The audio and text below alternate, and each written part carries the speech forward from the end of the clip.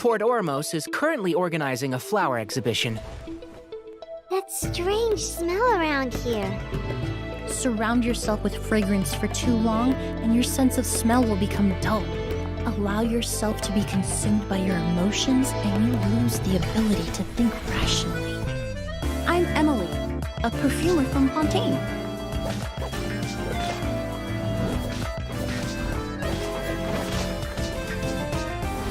Reconstitute! This'll brighten up the place.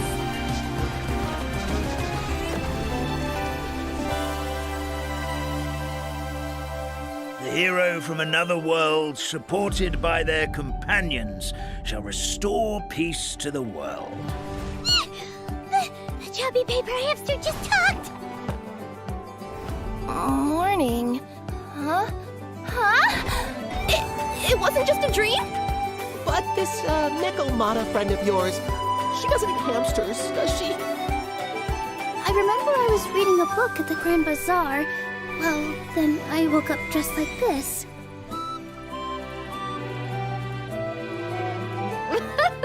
So this is what it feels like to ride a toy train. You're really easy to please, Navia. Choo-choo! Aerial Express moving out. Ooh, that's an adventure and a half.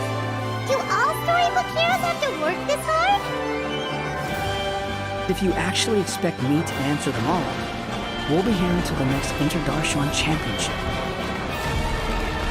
To find the dragon responsible for this whole mess.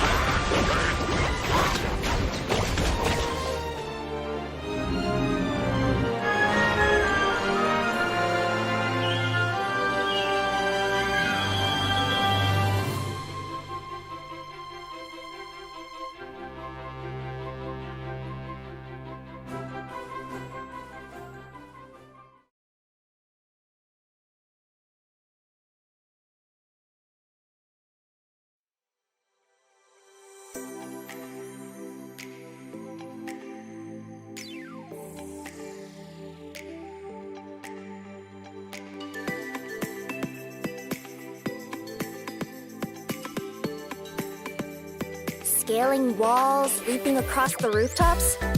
Nothing new for me. You'd better watch out. There's a cat burglar about.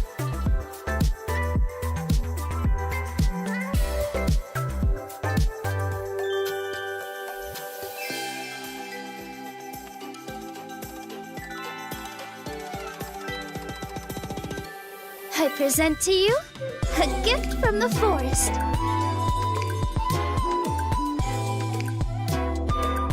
Come with me on a fairy tale journey.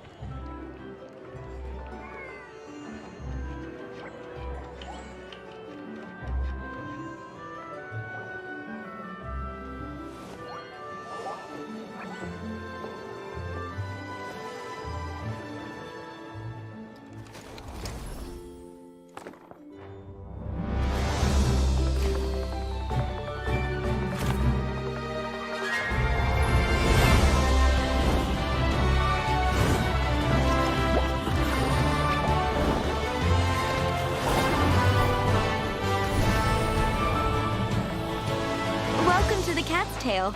Ah, what a nice surprise. Don't tell me you came to learn Genius Invocation TCG without bringing any cards! It is time to see what you are made of. With Sword comes Shadow. Go as one!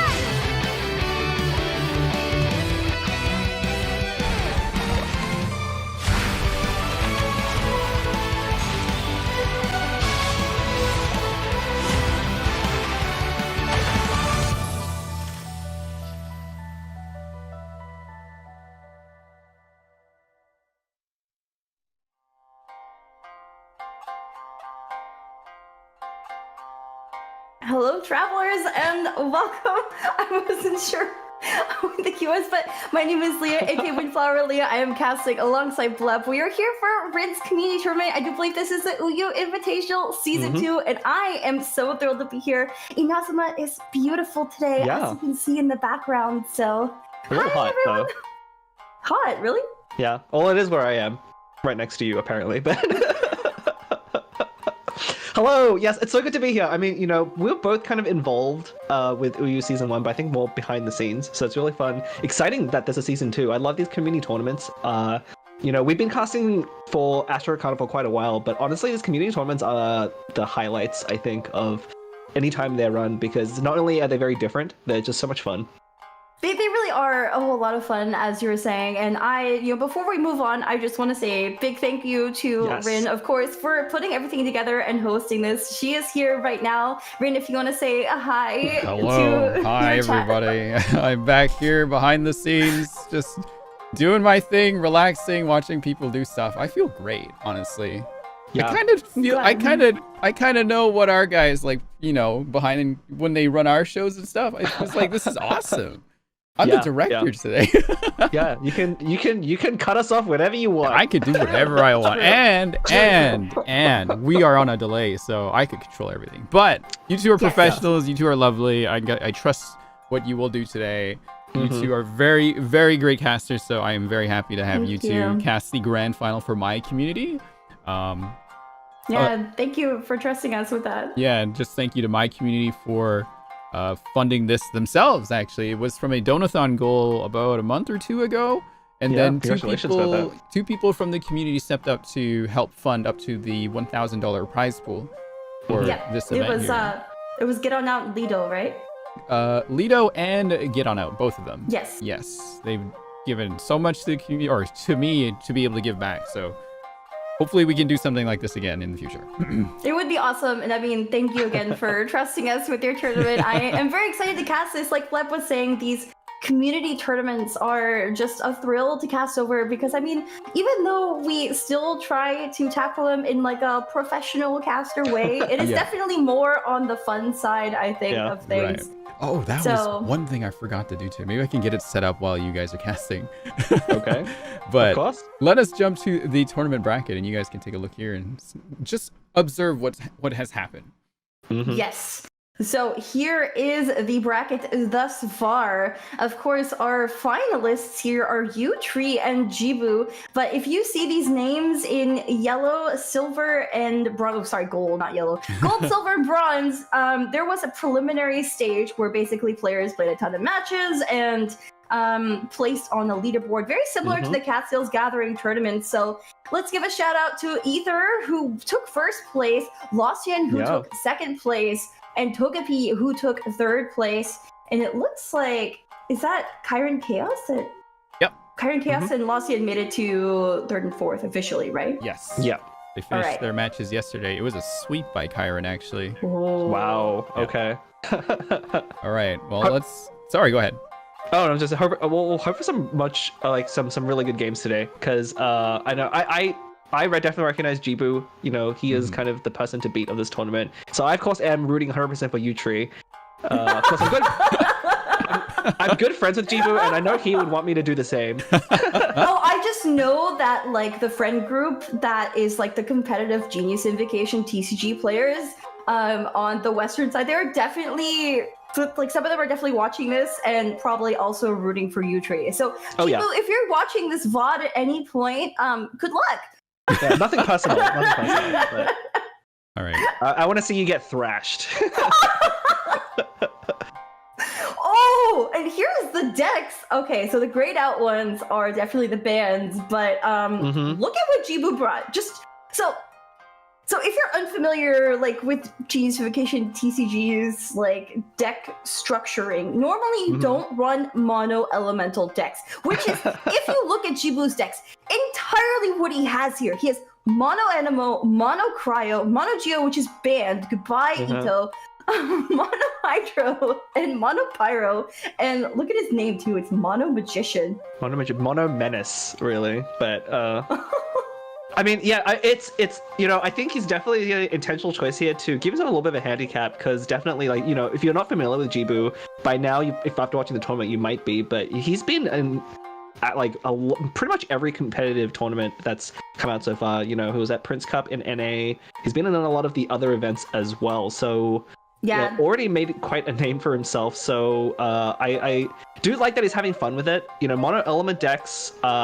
Just look at the list though. Even though he did kind of give himself a bit of a handicap with that mono thing, he definitely still picked decks that work very well as a mono element. I'm seeing some very intentional choices here. Yeah, look at the mono Anemo, for example. Like Kiki has a Cryo 7. It still has Swirl, and you could buff the damage of that Swirl with Farzan.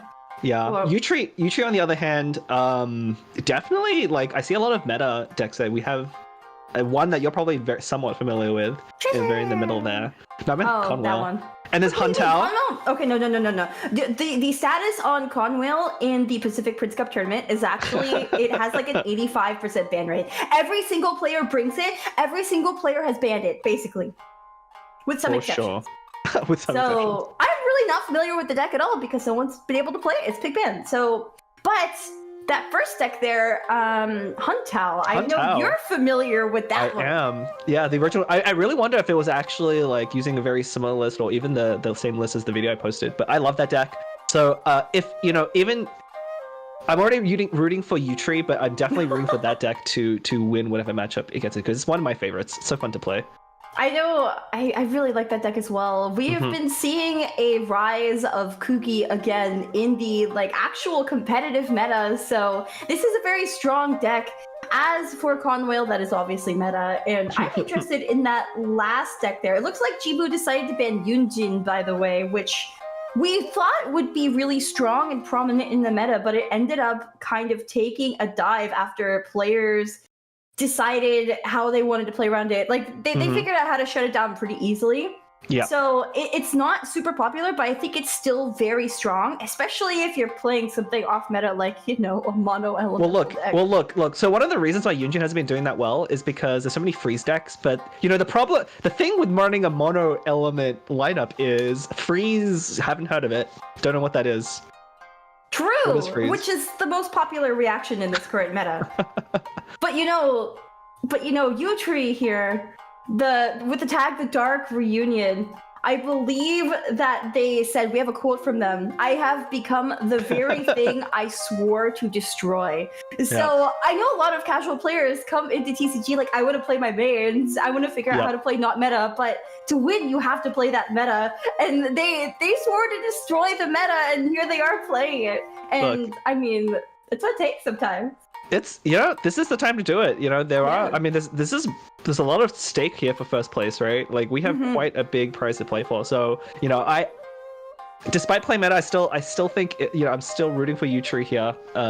So we'll have to see how these decks pair into Jibus and which ones will actually get played.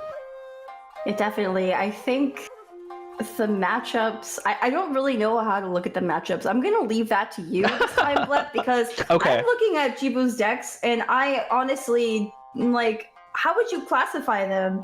I will try my best. So the Kenki, the Kenki one definitely would be an aggro. So is the Bennett Linny one probably, and then the middle two are probably a little more story oriented. Yeah, that makes sense. Okay. Yeah, the Nuvalet one more so than the Cry. The Cry one could be pretty aggressive. The Chi-Chi choice there is interesting. I'm actually not too sure the thinking process behind that one, actually. I mean, we're going to have to find out. We'll have to find out. Definitely one of our most qualified players to show us. He also made it to the Atlantic Prince Cup tournament in the top 8 in the upper bracket, actually. So we'll be seeing him at a live event later this year as well. So this is honestly one of the most hyped sets of matches I've ever come into as a caster. Definitely rooting for Utree here. Yeah, sure. I mean, I want some of Jibu's decks to take a win because I think they'd be really fun to showcase.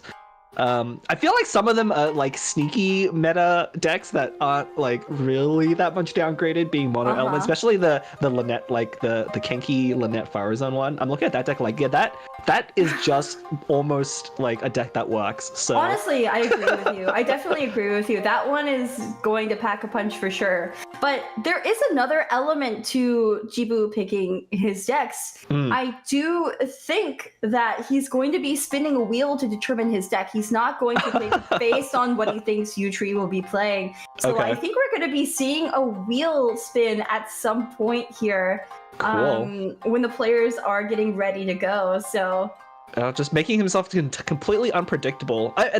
So it's kind of funny because, like, you know, you can say that he's kind of taking a little bit of a deficit by playing mono element and then random picking his decks, but at some level, Utree's never gonna have seen these decks before, right? Like, there's no way to know how to play into them or what exactly is in the decks or how they're gonna play out, and especially spinning a wheel as well. Now you can't even like next level your opponent by trying to find favorable matchups. So in some ways, you know, it's a sneaky tactic too. That is true. Oh, there's the wheel spin. What's it gonna land on? I'm so ready for this. Oh, I love the so graphics, ready for this. This is great. So I think it hasn't spun yet. By the way, this is open. I don't know if it's the open deck list. It is conquest format. So I think if a player wins with the deck, they can no longer play it. So Jibu, if he's going to win, has to get a win on all of the decks that were banned. So that's pretty funny. I'm definitely most worried about the Cryo one, but we'll have to see. It doesn't matter what the cards are. Oh, here's the wheel spin. Man, every good community tournament has a wheel spin. It's Hydro. Okay. Probably, right. I would say the Hydro deck is probably the second strongest lineup right now. Out Why of is that? the three. Why? Barbara is always a pain to play against, especially against like a very experienced player. If you don't really know how to play against Barbara, you know, her cleanse really can make it a nightmare for some decks to deal with. But I think Huntao, Huntao's going to match really well into this. So Huntao is very much a combo deck, which tends to play well into the slower strategies. So Jiba's going to have a lot of hard time. You know, we see that Emblem of Seven Fate. I think, wait, is this my list? Almost. Is it your list? Oh, Did you make the list? I adapted it from a different list, but I'm looking mostly at that. What list? Oh no, there's a smile in your voice. That player doesn't matter. You know, it's a non-consequence player. But it's the one of Emblem of Seven Fate. I feel like I was one of the first players to kind of make that tech in. It's really good against Stall, especially getting that extra 2 burst damage with Rightful Reward and you know, some stacks of with Hu Tao's skill. You can get a burst up to about 10 damage, and if you can one-hit KO an opponent, like one of your opponent's characters, that's what Soul decks have a really hard time playing against. So I like this matchup a lot. Yeah, despite the Nuvalet deck being like one of the strong ones, this is a good matchup for Yutri. But we'll have to see if Yutri can earn his Rightful Reward. Oh man, you've been keeping that in your back pocket for like a whole patch because you did not get a chance to use it. I couldn't see it. No one's played Rightful. Yeah. User Ting, if you were watching this stream, that was for you. Oh, I finally get to cast Huntao. This is so exciting. Wait, you didn't get to cast Huntao before? I didn't. No, because I was away for the weekend where Huntao was being played. Oh, you're right. I remember Ting played it. I was casting those matches. But here we go. We are getting into this first match. Ooh. Yutri versus Jibu. Oh, Marshall say Hunter over Jibu. Yeah. Good start.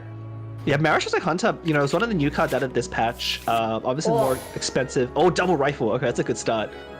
That's a very good start. My bias is really showing here. It's hot. Not only was I already rooting for Yutri, but I already said Huntao is just like one of my favorite decks from last patch, but also into this patch. Also, the early Meropeans can be really important, right? It should be. Usually, Stall decks don't lean that heavily on support cards, but one thing the Fortress could do is it might make Jibu, like, it may be really difficult to play things like Lotus, because one of the ways Jibu is going to need to protect his characters from Hu Tao's burst is with Lotus. But yeah, that double rifle reward, unfortunately no artifact for Kuki. That's actually pretty tough. Mario shall say Hunter going on Nuvalet. After Jibu puts down that Lumen Stone, it will be Vorakasa's Blow on Herald. And Lieben gives the last Omni Dice needed with that Lumen Stone proc. Now the question is, he drew Timaeus. I guess he's not going to play it. Doesn't need to, right? Put the Mario shall say Hunter down already. Yeah, you already have 2 of your artifacts equipped. You definitely want the dice to go to the Lieben over here. Probably not the best draw off it. I would have loved to have that instead of equipping Marishase Hunter right away. Yeah.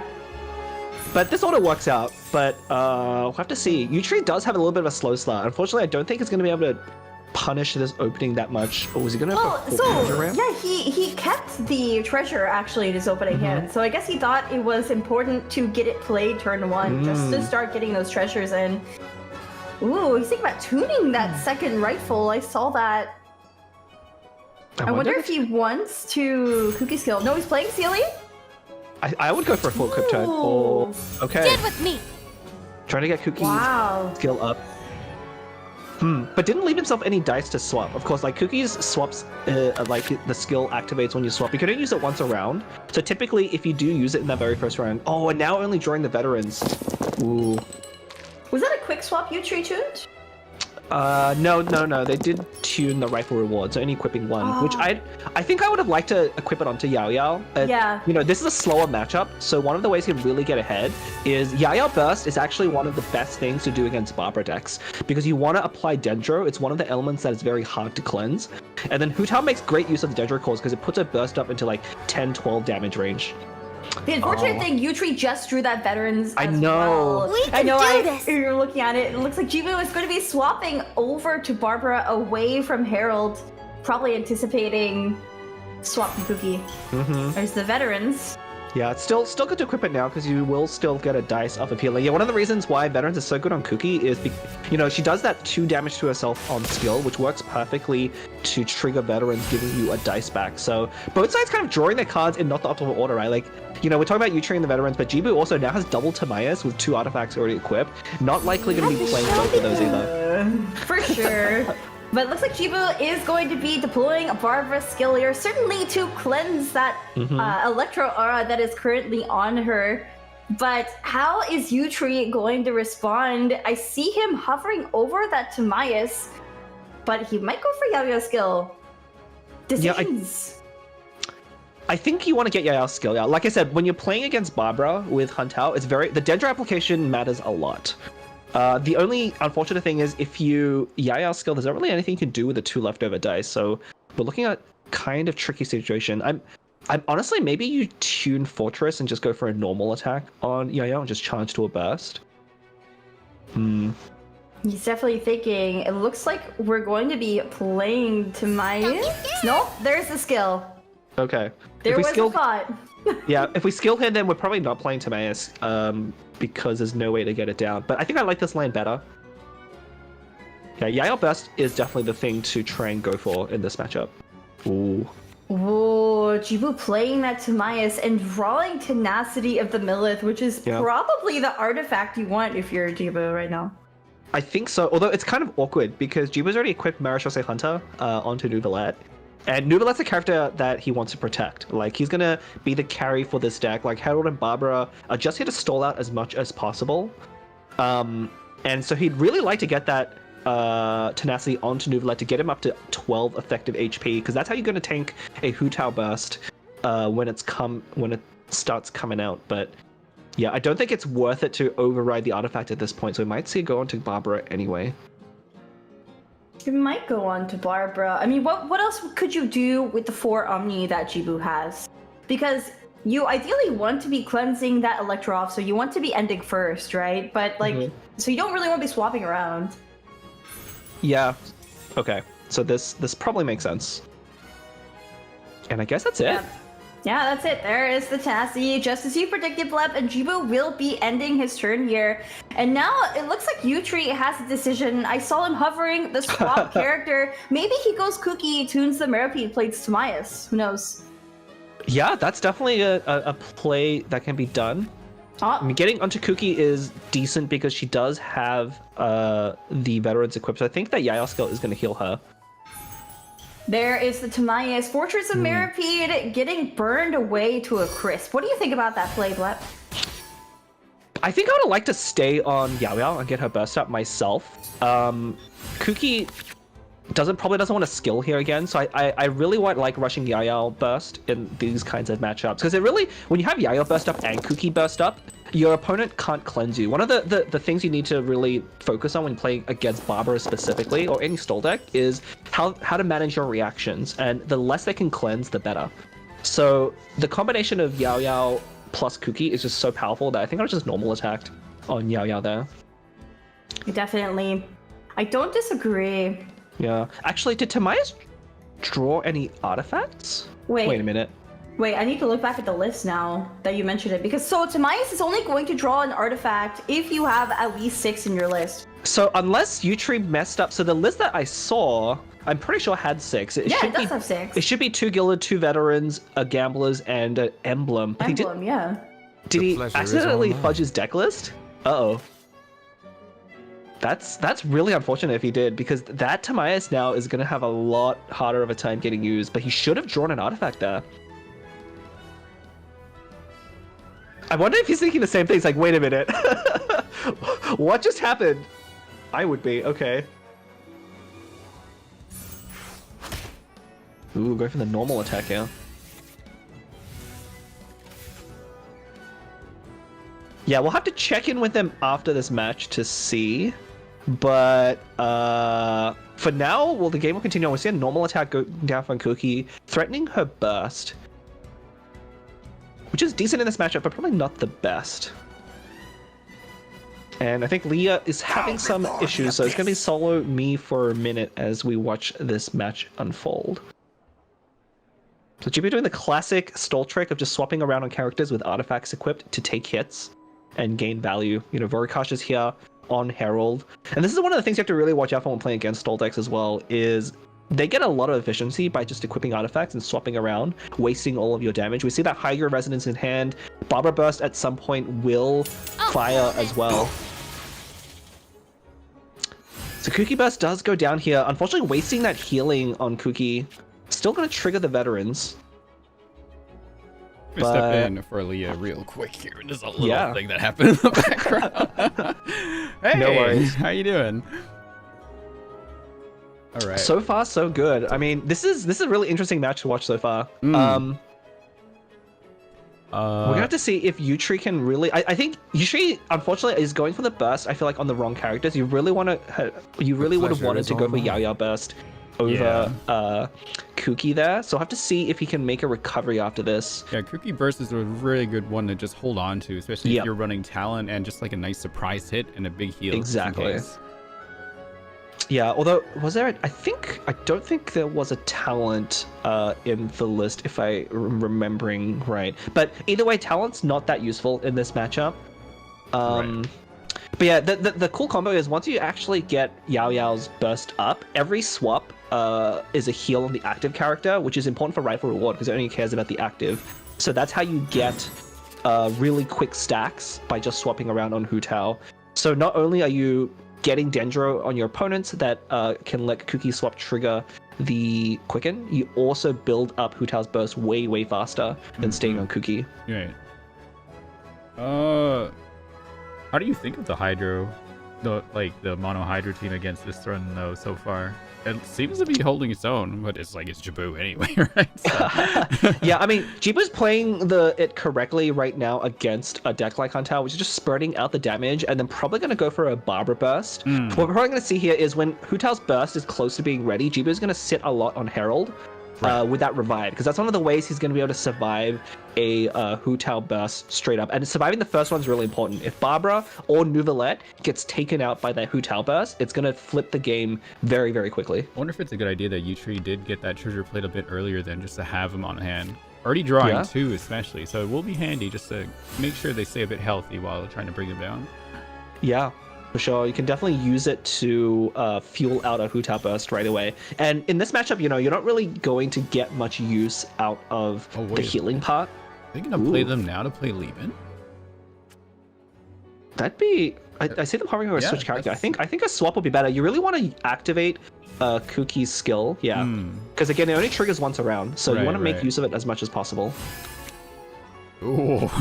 Oh, this is too late, too low. That's a good draw for Nuvalette pretty soon here. Yeah, Jibu didn't have the most efficient start, but now he's drawing all the cards in the right order, right? You want to get your artifacts equipped with or without Timaeus, but luckily he was able to draw into them even without being able to play Timaeus earlier. Now he's getting all of his equipment in terms of the talent. We see the Barbara and the Herald talent there sitting. Herald talent actually very good against the Huntao deck, because it relies so heavily on skills. Yeah, Huntao. Full hand though, so Jibu does have to play at least 2 cards right now, I think, right? Nothing else is going to draw anything? Oh, maybe. Yeah, they need to play 3 cards if Vorkash is going to proc at the end here. Does it, wait, does Vorkash proc at end, or...? It heals at the end of the round. Yeah. I already did that then. Ooh. There's a Fortress. Actually, Fortress is very good against the Huntao deck. We might just see Jibu deploy it now. Yeah, there it goes. Probably just turn there. Yeah, and it's a little unfortunate that Yutri did have to tune the Fortress earlier, because even though it might seem like Fortress isn't good against a stall deck, which is mainly equipments and talents and artifacts. Right. Because they have so few event cards, there's very little they can do to burn through a Fortress. So if you can consistently keep your Fortress debuff active, then stuff like, you know, we see Hydra Resonance, we see those Macarons and Lotus, it gets really hard to play those healing cards. Exactly, yeah. I think it'd be a really key card, especially against a deck like this, to just have out there, just, you know, be an annoyance. Because sometimes you just forget that it's there, and then you just play it by accident. Oh, yeah. Yeah. Oh, man. The first week where Fortress first released, it was like every second screenshot was like, look at my opponent playing into... And if you're the best feeling, if you play like a 3-cost card into it, even ones that like refund dice, if it gets cancelled, you spend the dice and you don't get it back. So like people are playing like plunging strikes into it. Oh man, yeah. Stone and contracts is a big one. Like, it costs you 3 dice, but if it gets cancelled, it's just gone. Your dice are just gone. Oh yeah, that's something you have to definitely keep an eye out for. Yeah. Oh man. Yeah, we're not seeing it so much these days. It's really funny because with forbidden knowledge in the game now, I'm not sure if the viewers have been familiar with that, but the Mausoleum of King Deshret, if you cancel a forbidden knowledge, it doesn't like add to the once per round limit. So it has like an anti-synergy where if you run both in the same deck, they can use your fortress stack to play out a forbidden knowledge for free, and it's actually bad for you. So interesting. Yeah. Huh. That's probably why we've seen a lot less fortress lately. Ah, interesting. I know, because I was trying to figure out, like, is there a way actually around that? And that's it right there. Interesting. Okay. Yeah, and never play a part like the Farina Arcane Passing of Judgment into one, because now they can burn 3 forbidden knowledges and just like dump them from their hand. It's actually really bad. Oh my gosh. Yeah, I haven't seen that one in a while. I haven't been really familiar with the new cards so much, but I definitely have been playing with like some of the meta decks that Prince Cup has been featuring. We can do this. Unfortunately, one of them got banned. One of them did get banned. Yeah, we're not going to see Yunjin take the stage here. Actually, a very threatening deck. I'm sure some people have faced it as well. Can like just sweep your team in one round. Yes, Ooh. it's just such a deadly deck, as well as a Conwhaler one as well being added. That one's a very fun one to play for me, even. I've quite enjoyed the discard mechanic in this patch here. Yeah, no, I really like the discard mechanic. We hopefully will. I mean, we probably will see it, right? Like Utree did bring Conwhaler deck, probably is going to get played. It's a really fun deck to watch. It's a nightmare to play. I hate playing the deck myself. It's so hard. Oh really? Like, I love playing that deck. It's great. Yo-Yo Burst is out here. Okay, yeah, this is going to really turbo out Hu Tao's burst. And now Jibu's going to really, he has to think very carefully. So if you look at the status effect, if Utree has a quick swap, we have the Cookie Aura plus the Yaya for 3 or 4 damage, depending on if you have Quicken stacks. And then Hu Tao's burst can get charged very quickly with healing for another 7 or 8 damage. So that can one-shot a character out of nowhere here. Really? Okay. Yeah. So Jiba's really have to be thinking about that for the rest of the game. Now that's why I think it's so important that Yaya burst up, because that in combination with Cookie's skill is just so threatening against the stall deck. Leah, you good? Yes, I am. My computer decided this game was so interesting that it just crashed outright. Well, perfect. We covered for you. Thank you for coming back, though. I appreciate it. Good to have you back. Yeah. I mean, we could all just cast together. You can jump. If you see something interesting, feel free to jump in any time. I'm just sitting here, just kind of watching, making sure I have all the keys in.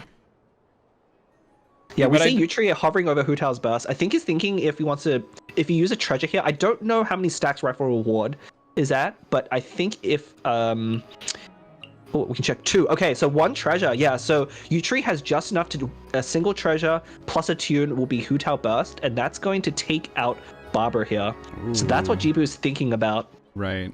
So you don't want to. So Jibu does have both Hydro Res in hand. Jibu's thinking about it, but he has ways to play around it. He does, yeah. So I think he's definitely going to either put a Lotus on Barber up and then end, or we might just see a Hydro Resonance if that is enough of a breakpoint. I was really thinking, okay. They are playing open deck list too, by the way. They both have copies of their deck, so they can, keep track if they need to. Perfect. Okay, must be thinking about Emblem as well. Ooh, both sides don't have great light. They have the same dice, but Libet is not going to take either of those. Ooh, just a normal attack. Hello. Wait, no. It's so dark out here. On screen, they won't see that. Don't worry about it. Okay. Let me just... Okay, never mind. Yeah. Look, chat. Wait, don't worry about what just happened. Don't worry about what just happened. I apologize for the technical difficulties. This is my fault. Yeah, there you go. Okay, so let's see. That hit did charge up Rifle Reward here. Ooh, are we gonna see the burst? Is it? I don't think this is enough though. This should be. Yeah, it's 6-7. Yeah, Jibu calculated perfectly. This is why I think this is one of the tougher matchups for Utree, because against an experienced opponent playing a stall deck, they basically have the numbers calculated down to the wire. God. Okay, but how does Jibo survive this though? Oh, actually, that's true. Where did? Oh yeah, where are the dice now? Oh no. He has a talent. Barbara talent gives him a swap. So he just swaps to Nuvalet here. Yeah. Yeah. Or Season's still on. Carol. Thank We you better for swap soon. permitting. Okay. There we go. We are living on the edge here. Look, when you're playing stall, you're only living on the edge because you let your opponent keep you on the edge. That's kind of the philosophy of it right now. Like, it looks accidental that incidental that Barbara's on 1 HP, but it was very much calculated. Hu Tao already getting his energy with that rifle reward towards her burst. I'm gonna get Jabu to stream his game next time, just so we can see what he's thinking. I'd be very curious of what he's clicking around. It's definitely fun watching the players click around. I think in the early days of Prince, that's what they were having before the spectator mode was a thing in the game. So it was interesting days for sure, because you could see them like going over and reading all the move history, and then also like clicking like all their cards, and like it's really funny. We just saw Jibu burn a card there as well. Second Lumen Stone though, so probably not super important for him right now. Not too important, I think. I would agree. Yeah, it does add up though. Oh, here we go. The Bloom Core. Yeah, one of the things that play forced Jibu to do was, you saw that Hydra application go onto Nuvalet there. It was forced because, he had to swap off of Barbara after that burst. So pretty good, really good play there by Utri there to force... anytime you can get the stall deck to apply Hydro and use it, it's just so fatal for you. And now Hu Tao, I think it's going to charge a burst. Those 2 treasures aren't enough. We need a couple more things, but if a Hu Tao skill goes down, it'll be pretty good. Jibu filing treasure into his own deck. He is now at Fontaine 0% exploration. But honestly, I'm looking at the artifacts in Jibu's hand as well. He has a free, I believe that's Tenacity and free Veterans, because Tomias is at 5 stacks, and I know my computer crashed for a minute there, but I do think that the artifact on Herald should still be Vorakasha, right? It is Vorakasha, yeah. We're probably going to see it replaced at some point. Right after this goes down. Okay. Ooh. Okay, this is again, so this is why the Hunter deck is so favored into stall deck. So you see here how quickly Hu Tao's burst just charged up again. Having just bursted, she's already up at 2 energy. And if the swap of Kuki happens, if Utri has 3 treasures in hand, I believe it will need to take 3.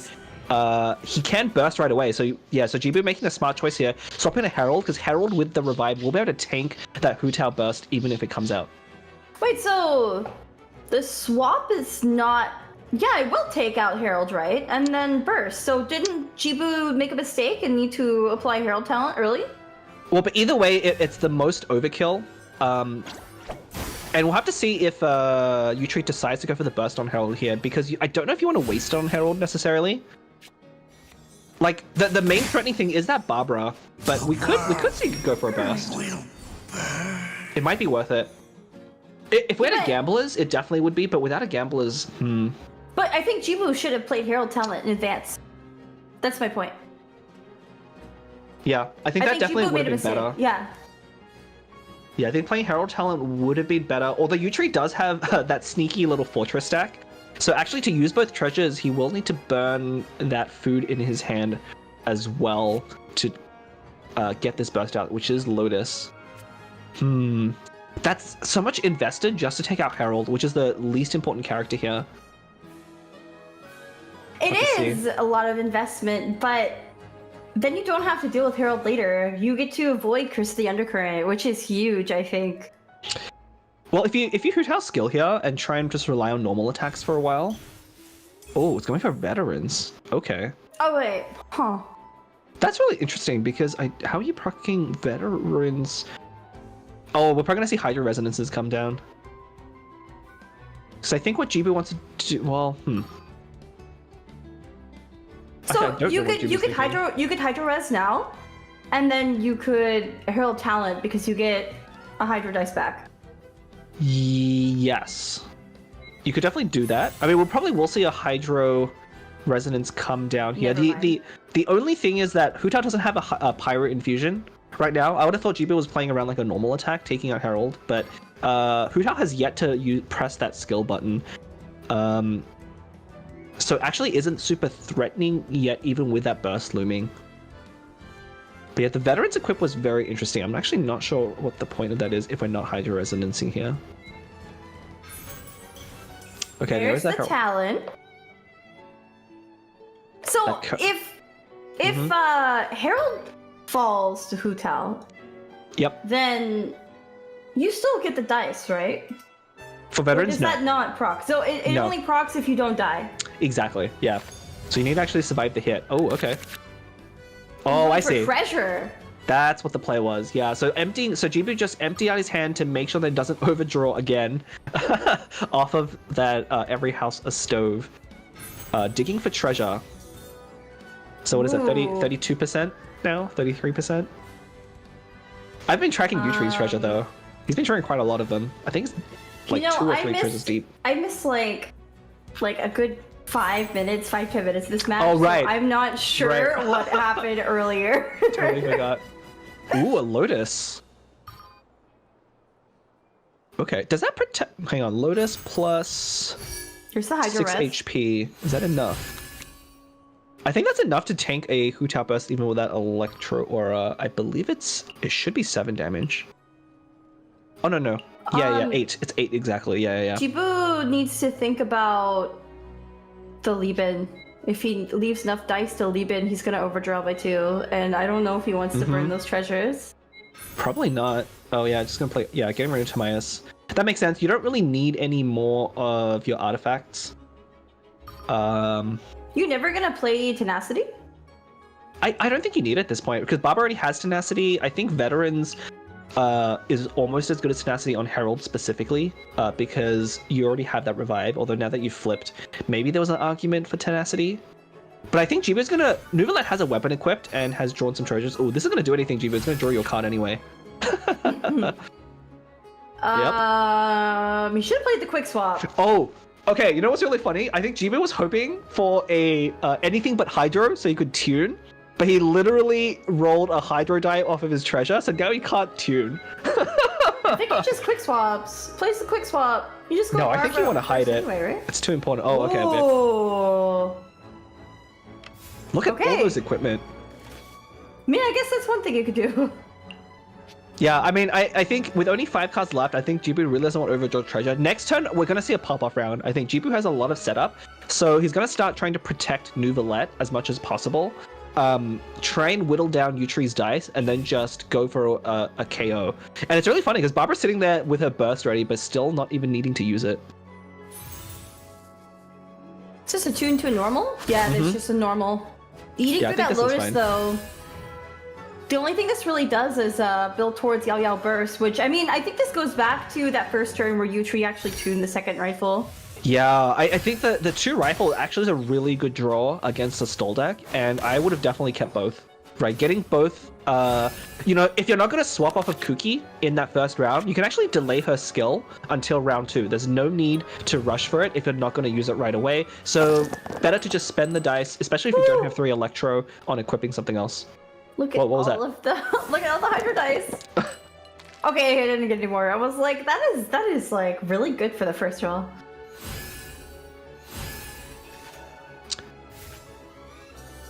Oh, Jibu's setup is so intimidating. You know, 2 Tenacity equips, Nuvalet with that weapon. Also, your opponent's deck is completely thinned out. So we see the second treasure in Jibu's hand as well. So he's basically going to have a deck full of treasures.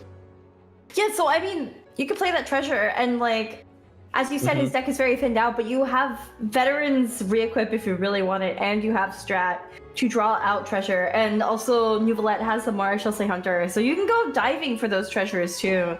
This is really disgusting. Scary for you, Tree. This is Absolutely. Yeah, this is, so, you know, for those of you watching at home, if you really want to know how to best play treasure decks, this is the spot you want to be in. Really, you want to leave treasure until later and find your card draw first, and then leave your deck thin before you play treasure, and then guarantee that you draw treasure later on. So generally, you don't want to keep treasure in your opening hand. It's very tempting because you think, oh, what if I don't draw it again later on, right? You know, if I draw it now and play it, then I know that I have treasure. It's kind of a easy trap to fall into. So yeah, you want to prioritize like the card draw like Sealy, Timaeus, Dunyazad over those other cards like treasure, even though they're very good later on.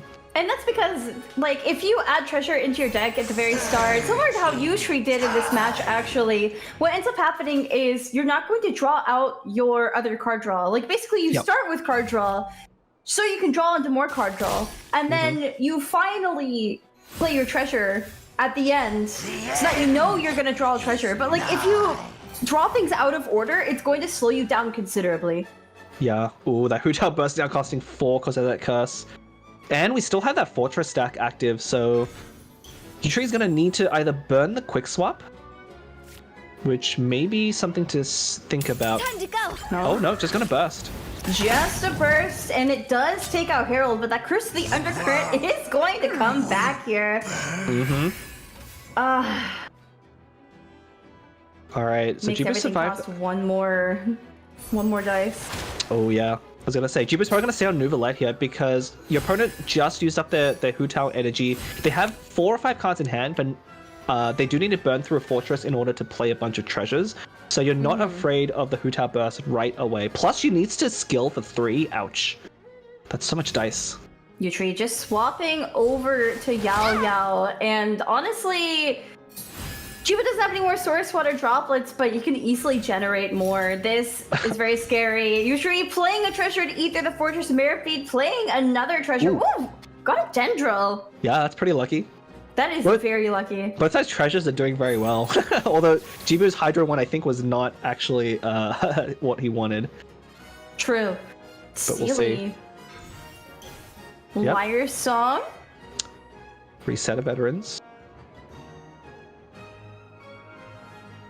This is one of my favorite things to do with this deck, by the way. Liasoning of Veterans and then playing 2 treasures over it it's just a really It's good very feeling. satisfying. yeah, it's definitely very satisfying. It's More so like, than Gilded. It's like Gilded, but you get both procs without actually doing any reactions. No, Gilded is boring. The real fun is in liasoning a oh, and that tax, that Herald tax. That Curse of the Undercurrent, such a menace. Don't be scared. Yep, 4 cost skill on Yao Yao. Still 1 more usage of that Curse of the Undercurrent left, because unfortunately when Herald did fall, it was reapplied. Yeah, we'll have to see if it even comes into play, because honestly, you know, it looks pretty safe right now for Yutri, but Jibu's sitting on 4 dice with an active Marechaussee Hunter equipped onto Nouvellette. We could see Nouvellette burst at normal twice more, which is probably what we're going to do. I think he's going to look to finish off the game before Yao can get another burst up. What do you tune here? Do you actually just tune the Strategize since your deck is already so I think you play Treasure first, right? To generate a Hydro die? Because you have Marechaussee Hunter. Ooh, tuning the quick swap. Hey, I guess you could play treasure. If Marechaussee Hunter's only already triggered once or twice this round, it takes the 4th healing to get the next set of dice. So maybe it wasn't a good spot to use it. What I'm thinking is that Jibu is going to send that 1 animal dice over to Lieben and just basically revisit. I think you just strategize and then play probably 6 treasures that you have in your hand and just sweep. Yeah, you can take out Yao Yao here and Hu Tao probably. Cookie. Yeah. The only unfortunate thing, I think because your normal attack only does 2 damage, I think you probably just skill here. Because otherwise you won't be able to take out Yao Yao very efficiently. But I think you would have just to go tune off. a bunch of skill. I don't think you can. I think you have to normal. Normal will be fine too.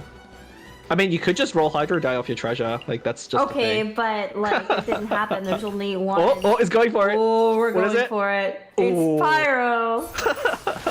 Okay. I bet if Jibu had rolled a Hydro, he would have tuned and just gone for the skill.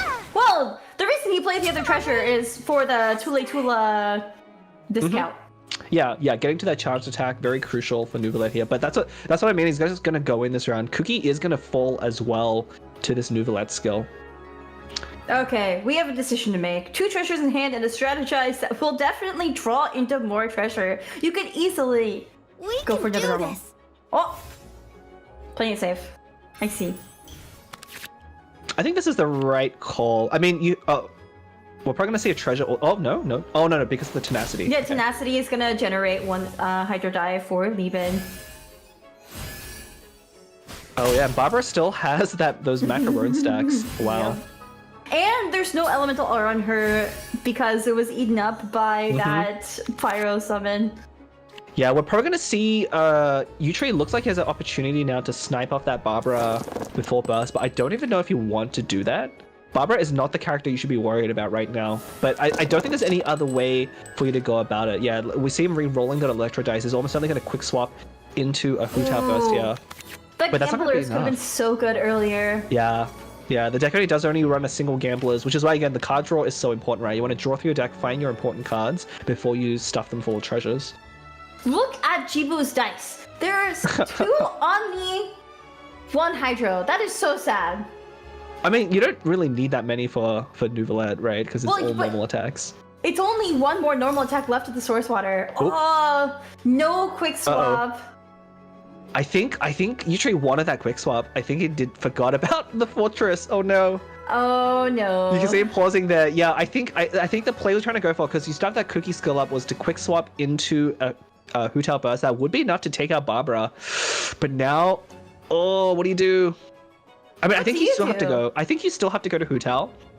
Okay, so I actually think this works out better because you don't actually want to take out Barbara here. You want to save your burst for Nouvelette. You want to go to Hu Tao and then probably skill. Okay, there's a swap. There's the last of Cookie's skill. But I think from now on Barbara. I think if Yutri had gone for the burst here, he would have just immediately lost.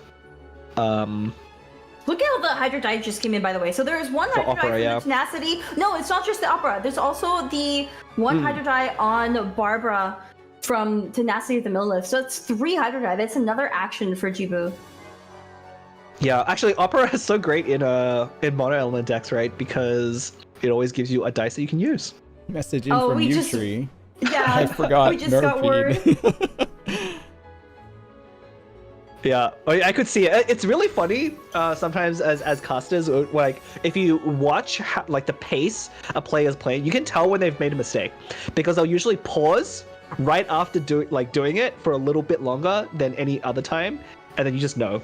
Yeah, like I could tell. I mean, but it happens. Really it happens. Sad, but also funny. It's like it's so sneaky. They did not think that was going to happen. You know what? We talked about that earlier too, but like how Murphy can just sneak up on you.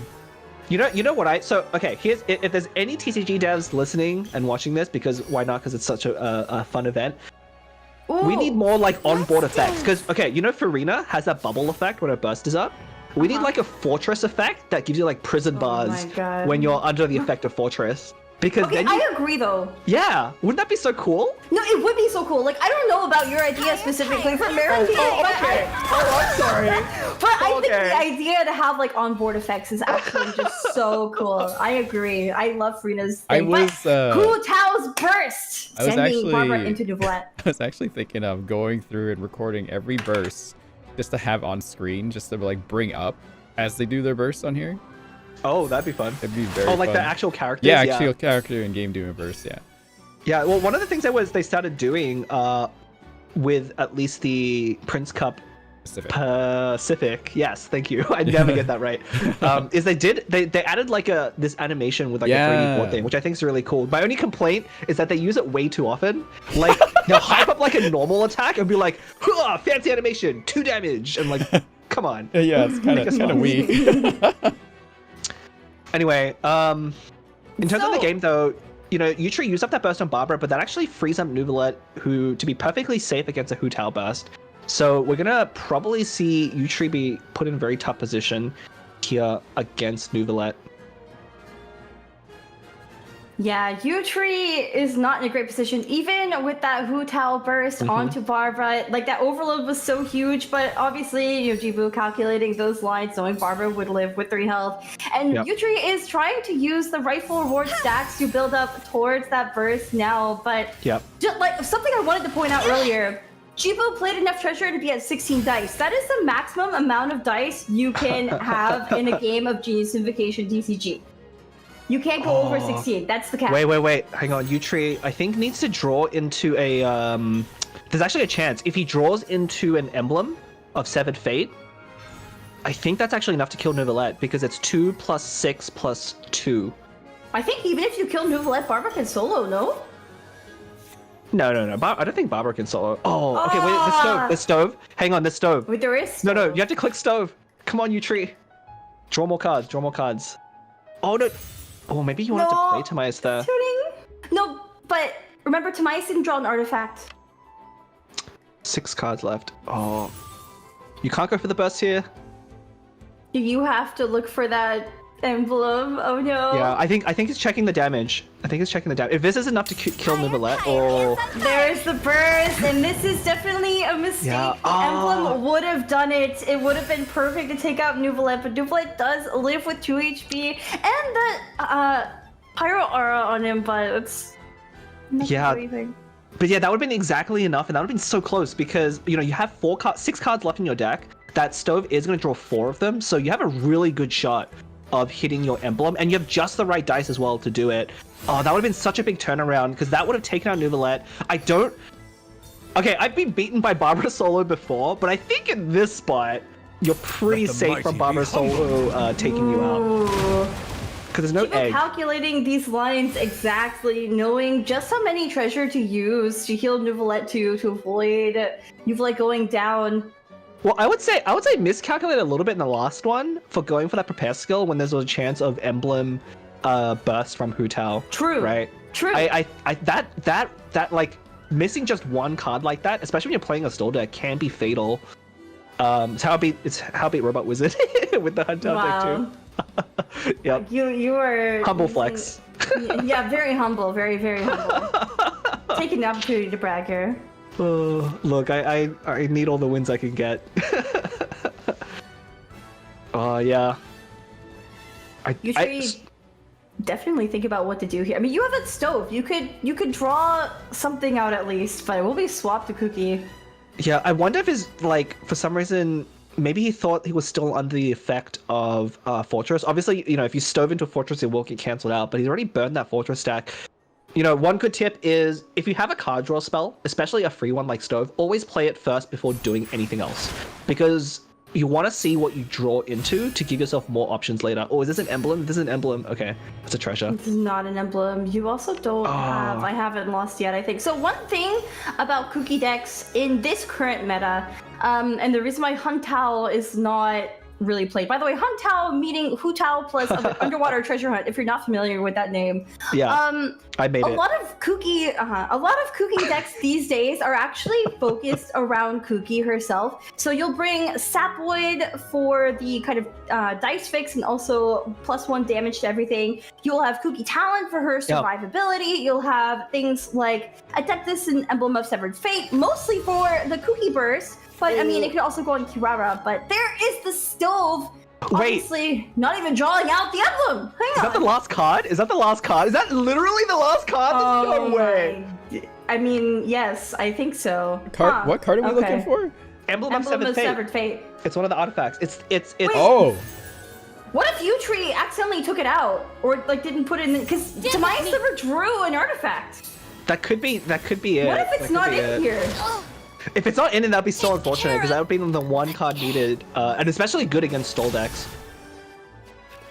Okay, it's gonna look close, but it really isn't. I think a Barbara Burst here will probably seal it. And if Utree... Wait, does Utree win? Wait. No. Wait, Utree wins. Are you sure? Why? How? Gibblers. Normal. What? You don't have enough dice. Plus you... wait, no more treasure. Yeah, there's no more treasure. If there was one more treasure, actually. It was so close. Oh, that emblem! I really want to know if that last card is an emblem. I don't think we'll find out. But if it literally was the bottom card of the deck, that'd be so brutal. Look at Jiba's dice. It has 8 dice, but it's 4 Cryo, 4 Dendro. I think you have to burst though. On Barbara? Yeah, or do you just swap Nouvellette and end? I think you can. I think Nouvellette can just win here. All you need is 2 Hydro and then a Tune, and you can just normal attack your way to victory. You only have 1 Source Water Droplet, and Tula stacks are gonna run out. Yeah, but you can just do non-Source Water normal attacks as well for a little bit. I mean, maybe 2 hydro damage. I think it would be enough to take out Hu Tao. I don't think you Barber Burst here with those dice. Oh, really? Okay. Okay, he's gonna go for Okay. it. I mean, I think you have to. I think you have to. And we'll probably... Do you tune the Vanarano or do you tune the treasure? Okay, you do keep the treasure. Yeah, you keep the treasure. I think you need the healing. Jibo is definitely playing it safer here. Oh, that means we are going to find out what the last card is. Okay, great. It has to be need to emblem. know. That it should be emblem according to the deck list. According to the Ortrice Mechanique d'analyse cardinal, it should be emblem. And I'll say the Fortress of Merope, but in French. The pleasure is all mine. Fortress de Merope. I don't know if I did it right. Yeah. I see I was Sumi gonna in chat. say.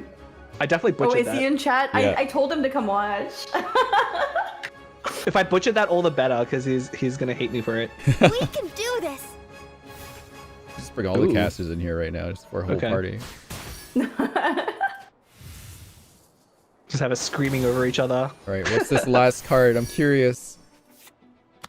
Ooh. It's a treasure. It's not. Oh. It's not emblem. Okay. Utree didn't bring emblem. Yeah, I think there may be a bit of a decklist error on the check Utree's the side. So Utreeler, which is yeah, fine. check your deck at the end. Yeah, because which is I'm pretty fine. sure Timaeus didn't draw an artifact and emblem No. is missing. Oh! It didn't. But it's Wait, the dice. For oh god. Jibu. oh for Jibu, I think that's fine. I mean, Utree's dice aren't very good either. Oh, hang on, Barbara's getting taken out here. She is. Time to go. Yeah. That is just enough. Yeah. Boom. Eating Why is through everyone all the stop shields. singing? But the thing is, Jibu's dice are bad right now, but he does have more Marechaussee Hunter on Nouvellette, so he's going to be able to get 2 more Hydro die with the 2 treasures in hand, plus the Soul Sword of Droplets. So it's going to be enough to do a burst plus 2 normal attacks, and I don't think Utree's dice are good enough now to finish off Nouvellette, right? That Kuki is not going to do anything as well. Plus, because you're only on Hu Tao, you don't generate energy quite as fast with Rightful Reward. But without any auras, you know, your burst only does, I think, 6-7 damage by itself, which won't be enough to take out Nouvellette. You need a reaction. Chibu doesn't have enough source water droplets. Can they actually end? Jibu will be able to burst. All you need to do is treasure, and then you can burst. Treasure will get you to burst, and then you have 1 more treasure to either tune or use a normal attack, and as long as you roll another Hydra, you'll be fine. How many stacks is Rifle at right now? Should just be 1, right? It should just be 1 stack, yeah. Yeah, and treasure only brings it to 2. Dang, that's 1 stack of Rifle off bursting again. Again, yeah. We've had a lot of close calls here. Okay, playing Lubenstone. This will at least fix your dice, but... Oh, you can't actually... Yeah, you can't play rocket. Lubenstone. There's no cards in the deck either. Wait, why did we play Lubenstone? I think Utree thought you could you play Leave It to Me, but actually, fun fact, you don't run into this very commonly, but if you're down to 1 character, you can't actually play, using Train played there, you can't actually play Leave It to Me with only a single character, which is very interesting, but it doesn't come up too often. It's coming up here. He was trying to use that to proc another Lumenstone instead of having to tune it. But you still can't proc it. You only have 2 cards in the first place. It's also the Fortress effect too as well. Yeah, the Fortress of Meripede as well. Well, the Fortress effect still lets you play a card and trigger and Lumenstone. it counts for Lumenstone. Because Lumenstone only cares about playing the card. Doesn't matter but anyway. It doesn't matter. Yeah, Nouvelette's gonna... I mean, Utree had Here we go. Normal attack, and Jibu is taking the first match in the grand finals of Rin's tournament here in the Uyu Invitational Season 2. Wow. Congratulations, Jibu. That is crazy, actually. Yeah, I mean, I really thought Utree had at the beginning with that double rifle reward opening, but I think tuning it, definitely not the best play against like a Barbara deck, because again, that Yayo burst actually matters a lot against Barbara specifically. And then, yeah, not finding that Emblem of Seventh Fate, like, where was it this whole time? I saw it in the list. My eyes like honed in on it, because that is like the one card that I can like give credit for, take credit for the deck list. So I actually think that Utree didn't take it, because if you remember when he played Timaeus, nothing happens. And to draw an artifact with Timaeus, you need 6 different artifacts in your deck. So if Utree has 5 in his deck, that would imply that it was the emblem taken out. Yep. We never saw it, and that's why we were wondering why he wasn't fishing for it, and it's probably because it wasn't in the deck. I feel like So now we know. I feel like this is like some kind of like murder mystery. We're just like piecing together the clues from like Yutree's game. It's like, wait a minute, they didn't draw a card. Wait a minute, there wasn't an emblem. And it's like, aha. Yeah. I'm pretty sure we're right about that one, but that was so unfortunate because that was one of the good matchups. I think, looking at the rest of that list, Hunter's gonna have a very hard time into the more aggressive decks, especially that Kinky Farazan double Nemo one. I think Yutree's gonna have to try and avoid that matchup. But of course, Jibu playing randomly with the wheel, choosing his decks, Yutree's not gonna be able to predict what deck he is gonna bring. So might have to flip a coin there, spin the wheel, roll the dice, and maybe try Huntao out again. I mean, I'm happy because I get to see Huntao played again. Such a favorite deck of mine. Yeah, I'm wondering when we're going to be... Oh, I guess this is... Yeah, here's the deck selection. I think we're about to see the wheel spin now. So if you want a reminder, Jibu is not actually choosing his own decks. He is spinning a wheel to choose them randomly. And Yutree, this being Open Deckless Conquest format, Yutree did lose that game, so he can't play the Huntao deck again. Mm-hmm. It is something that we could be seeing here, but Jibu is locked out of that mono Hydro. What's it gonna land on? Pyro. Oh, it's so close. I think it's Pyro. I think it's Pyro. Yep. There you go. Okay, the Bennett, was it Bennett? Lecter. Bennett, Lecter, Linny. So what do you think about this deck, Blab? Tell me about this deck.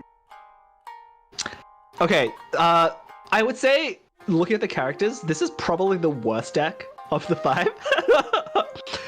So a couple of things to keep in mind. First of all, Bennett and Lecter have anti-synergy. Because remember, Bennett, if you don't have talent, you don't get the damage bonus when you're below 7 HP. Lecter is always below 7 HP. There's no way to get him above that threshold. So you could get into a spot where if Jibu doesn't draw Bennett talent, Lecter doesn't ever get the damage bonus. Linny still will, but Linny also deals damage to himself as well, so very quickly falls under that threshold. So yeah, Lecter is hurting more than helping.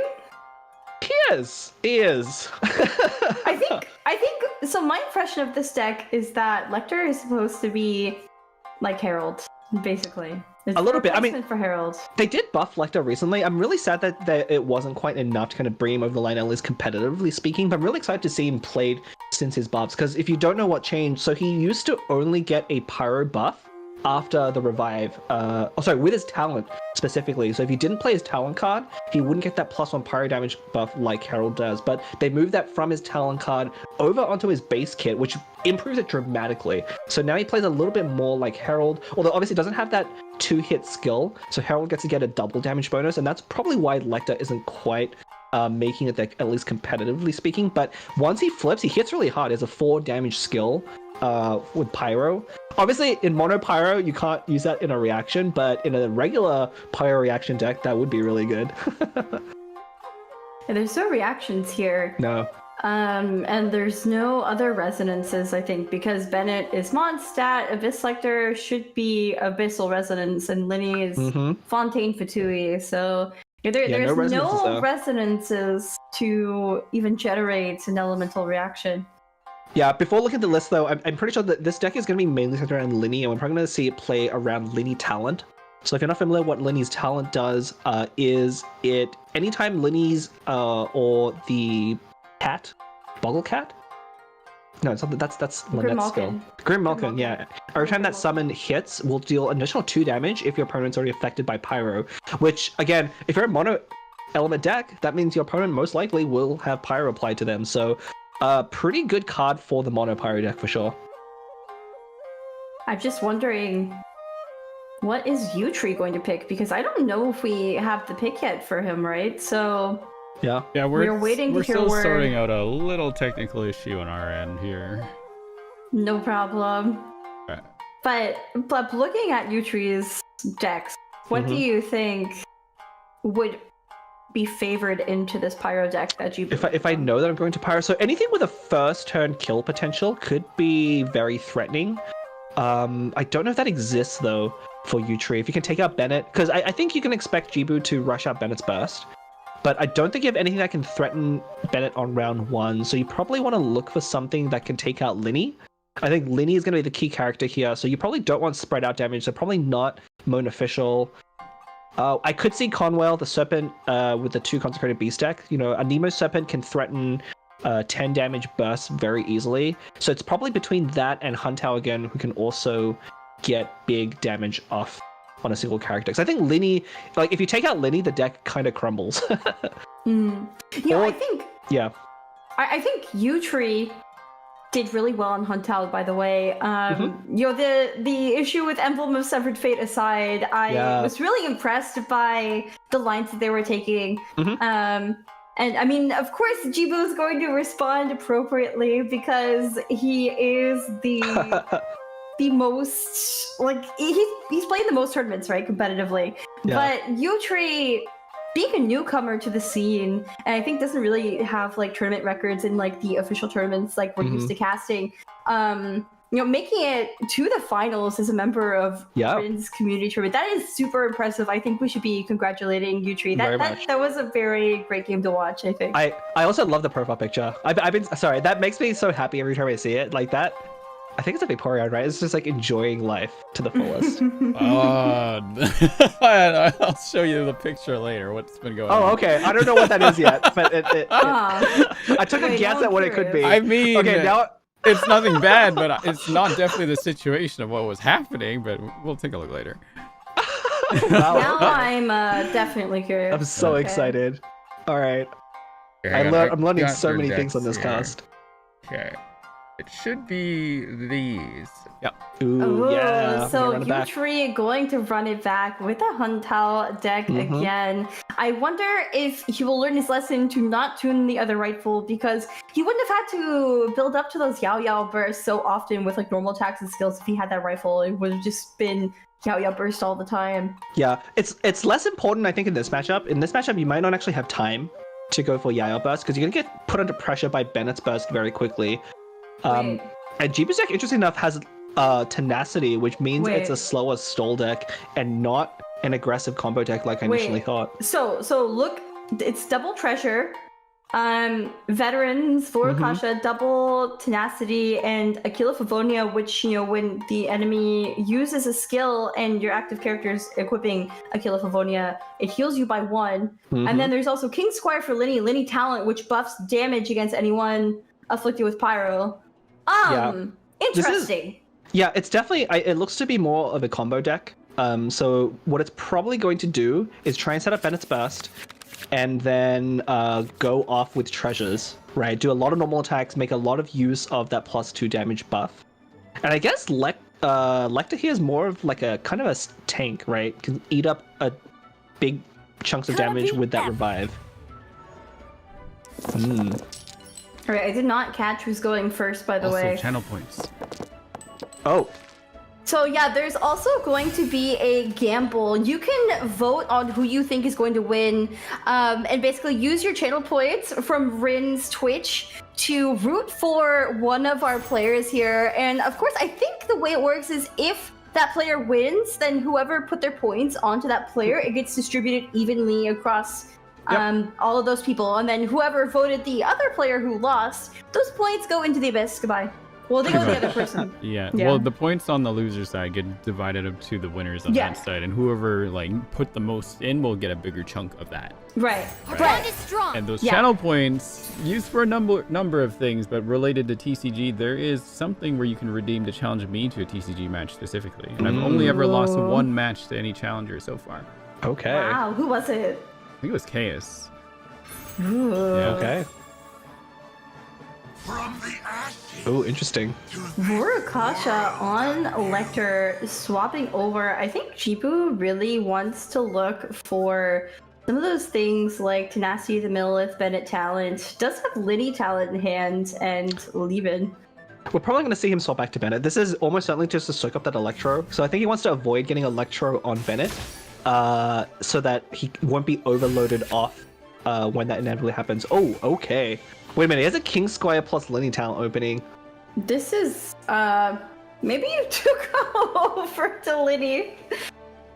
I mean, there's a good argument for that. It's unfortunately, because you didn't start on Linny, it's not enough to take it out, to take any character out. You actually need all 8 dice.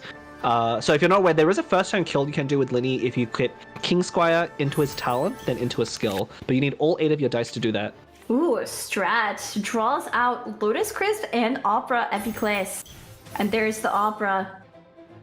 Of course, Opera is a card that's not really played too much these days, but if you're unfamiliar with what it does, because it only procs sometimes, if the equips on your side is equal to or greater than the equips on your opponent's side, then you do get a dice that corresponds to your active character, and it refreshes every turn. So for the next 2 turns, as long as Chibu's equips are more than Yutri's, it will be generating Pyro dice, because all of us characters are Pyro. Exactly. Which actually, I'm surprised Chibu isn't running a Jade Chamber in all his mono element decks. This is actually I normally advise players against running Jade Chamber, but if there was ever a time to play Jade Chamber, it would be in a mono element deck. It would be, but I mean, when you look at Chibu's list, I feel like they're actually very carefully crafted, so there's no room for Jade Chamber, ironically. There are. Yeah, I think actually, you know, we might see it in the Nemo deck, because it's kind of an aggro card now. If you have an aggressive deck, you probably wouldn't play in the same deck as a Tenacity one, which is probably why we haven't seen them just yet. Fingers crossed. I'm gonna say we will see Jade Chamber before the end of the series. We'll see, but there is the Bennett talent right on time. Of course, you know, Liba not having enough dice, so we're not going to be seeing the Omni dice generation and the 2-card draw just yet, but... That's actually a perfect time, because Jibu even... Yeah, the dice are lining up really well as well. We might see the Bennett Burst go down this round, but Jibu threw away that stove at the beginning of the game, right? I would have thought he would use it to fish for one of the talents, but decided to just put that back in the deck, but ended up drawing both talents anyway. If only could be so lucky. Just a quick report, no one's running Jade Chamber in any of the decks. No, Jibu! Don't be scared. I'm telling you, I think the decks are too carefully composed around Treasure and Stall. These two were. I don't think you would run it in these ones. So I feel like at least one of the decks. That's so greedy not to run Jade Chamber. I will be a bit disappointed though if all of Jibu's mono element decks are just like mostly the same deck, but with just different characters. Where's the creativity? The creativity is, I mean, he made an entire archetype that works apparently against meta. That is the creativity. Alright, I'll just see if Yutri can keep Jibu off of Bennett here. But I don't think there'll be a way... Yao going for her skill, but of course it doesn't apply Dendro until end phase. Jibu is probably just going to go for the burst, right? I think so. At this spot, you would probably just go for the burst. There's really nothing that Yutri can do to push you off at this point. Because one of the downsides of having Hu Tao in this deck is she doesn't have a way to apply Pyro on demand, and so you don't have access even with that quick swap that Leave It To Me to overload Jibu off of Bennett in a single action. Wait, I just realized Jibu might not even Bennett burst this turn. It might be... No. You kind of have to. What do you tune then? Probably the Lotus, honestly. Or it's either Lotus or the Linny talent, because I think it might be a little... If you have Bennett talent up, you don't really need Linny talent on top of that. You can just get away with Kingsquire and be okay. Because Kingsquire can add up to more damage over time. I don't think you tune Linny talent or Kingsquire. I feel like it's either going to be the quick swap with Lotus. It could be one of those two, yeah. Because this is definitely, like you were saying, it's a Liddy deck. Even though there's equips for Bennett, I think this is mainly a Liddy deck. Oh, there's an Aquila! Wait, what if you just equip Aquila and end? Well, no, then you just tuned Aquila. No, just equip it ends. Why not? I think that'd be fine. You can get Bennett burst for another round. I think that'd be fine. It's not the worst play. I think I'm down for that. Your opponent doesn't have a rightful reward. Yet unfortunately Yutri not drawing it, that actually makes a big difference, right? One of the things, if you try the Hu Tao deck for yourself, you'll notice the games where you do draw a rightful reward versus the ones where you don't feel very different. It feels like you're playing two completely different decks. Yeah, I think, you know, it's a little bit coin flippy in that sense. You really need that rifle board in your first turner to start building those stacks, as you were saying, because Hu Tao doesn't take the board that often. That's why you play rifle on her to charge her burst when she's not the active character. Whoop. Playing fast swap. What is this for? It's an honor to be here. Oh, this is gonna take out Yao Yao. This is gonna be a kill on Yao Yao. No way. We were both wrong. Okay, this makes we were sense, both though. wrong. Linny talent into prop arrow is just enough to take out Yao Yao here. No King Squire needed. Yeah, probably saving that for another round. Wow, there's the treasure. Into U-Tree Sec it goes. Resetting our exploration. Well, it's unlocking a new region, right? Because it's the first treasure. Each treasure is a new region, right? Within Fontaine. That's how it works. Interesting. Yep. Ooh, there's Chibu's own treasure.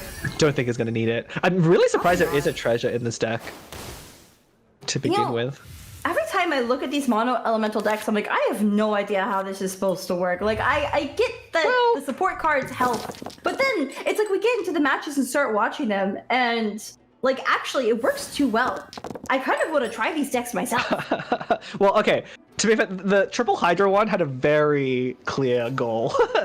I mean, any Barbara deck does, but that one was very straightforward. I mean, it's true, but like, I think like this one is not as stally, but it does have. It's more mid-range combo, right? There's the rifle reward. It's a little late, unfortunately. It is a little late, but I mean, better late than never. Yeah, I mean, really needing it. You really need Yao Yao Burst, though, to make good use of rifle reward when it comes a little bit later. But yeah, Jibu's sniping off Yao Yao there at a crucial moment. It's looking pretty tough. Talent swap is still... The cookie skill swap is still active here.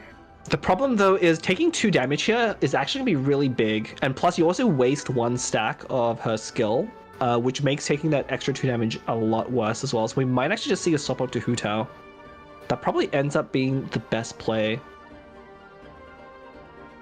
I mean, your opponent swapped off of Linny, so isn't the most threatening right now on Lecter.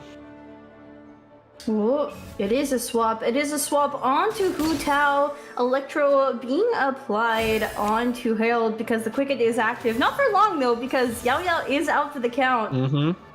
Yeah, we'll get one more coming into action here too. Yeah, we got one more trigger off of probably one of these other 2 characters at the end of the round. But yeah, after that, it's just going to be Overload.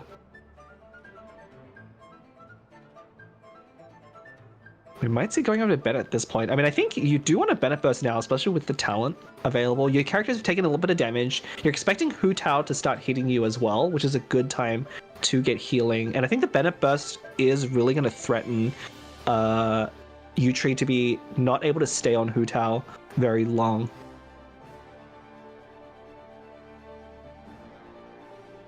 Oh, yeah, a little technical difficulty again. Yep.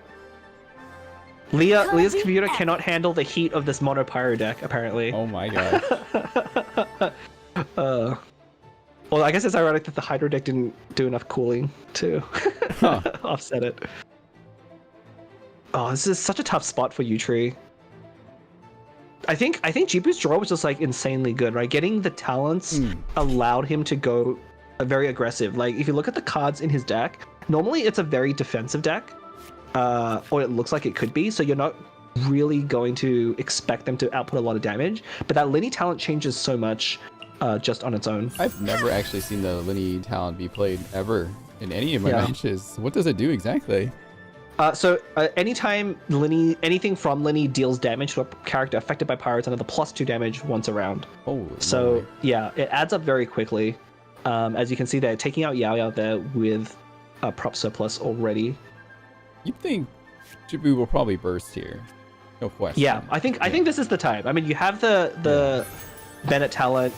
You know, you delayed it 1 round just to probably take out Yao Yao, but now is the time. Yeah, and I don't know. Yutree's gonna have a really hard time beating Bennett Burst, unfortunately. Like that's one of the cards that's very threatening against Huntao because they just get so much value from not only the healing, but also you pile up damage really fast. Yeah, Yutree did a interesting call with playing the treasure earlier, but did manage to pull 3 of them already off the bat. Oh wow, yeah, actually that's really nuts. Half the treasures, despite having quite a lot of cards left in the deck. Yeah, 22 cards left in the deck there. That's pretty insane. Yeah, I mean, I think Yutree will need to get a little bit lucky to beat the Bennett Burst next round. Oh yeah, Jibu also putting more dice into that next round as well. So Linny's gonna have a really big turn next round with that Talon equipped, and Bennett Burst is getting +4 damage on the very first hit. Yeah. With that pop surplus at 1, that's 8 damage on any character. 9 if you equip King Squire as well. So Linny can just take out Hu Tao just like that. Yeah, you mentioned like there is a 1-turn kill potential for Linny. Oh yeah. Right, for a proper setup here. Ooh. Yeah, there's you can do it on if you have King Squire and Linny Talon on the first turn. If your opponent doesn't swap off, that you can just take a character out. Wow. Right, round 4. Yeah, going to round 4, really not looking good for Yutree here. Yutree did play that treasure though, so maybe they're banking on pulling more treasure out with their Stove God here. Yeah, well, the problem for Yutree is going to be, the damage is going to come in really fast, and treasure's great when your opponent does like small amounts of damage and chips away at you. But with Bennett Burst active with Talent, it's just we're going to see like 4 or 5 damage at a time, and that's way too much damage for you to heal with just treasure. So much dice there, but I think what Yutree could do is just get Hu Tao's skill up. There is Electro and Dendro and everyone across there, so it is still pretty dangerous on Jabu's side. Yeah, a little definitely active juggling a bit. Yeah, I think Yutree has a chance here. So what he wants to do probably is we see those 2 Leave It to Me's for quick swap. He needs to find a window where Jibu goes over to Linny, and then he can finish Linny off with a Hu Tao burst. Because I think Linny is definitely the most threatening character here. The unfortunate thing is though, with Bennett, one of the things that you'll see some Bennett players do, is do exactly this, which is rather than swapping off, you just sit on Bennett until your opponent does enough damage to take him out, because you just build right up to another burst. Right. Treasure number 1. Okay. Charges right forward, so it resets back down. Number 2. Yep. Oh, we're actually going to see a burst on Hu Tao on Bennett here. That could be an option. Yeah. Because if you let your opponent sit on Bennett, they are going to be able to reset Bennett's burst. And I think Kuki skill here is very risky because, of course, you do that self-damage. Although one play that Yutree could have made is you can equip Lotus onto Kuki and then skill. If you're below 6 HP, so 5 HP or less, you don't actually take damage. So that actually would have been a good way to get off Kuki's skill there without taking HP. So I think I would like to see a Lotus there into a skill right away instead of using up all the treasure on Kuki. Both burst up right there though. Tao is very dangerous right now for anybody on the other side here. Oh yeah. I'm expecting Jibu to just honestly stay on Bennett and just present the opportunity. If Hu Tao uses her burst on Bennett, then Linny will be able to just one-hit her. I guess she will go up to 10 because of the healing, so it'll be 1 off. Can Bennett take Shinobu out right now?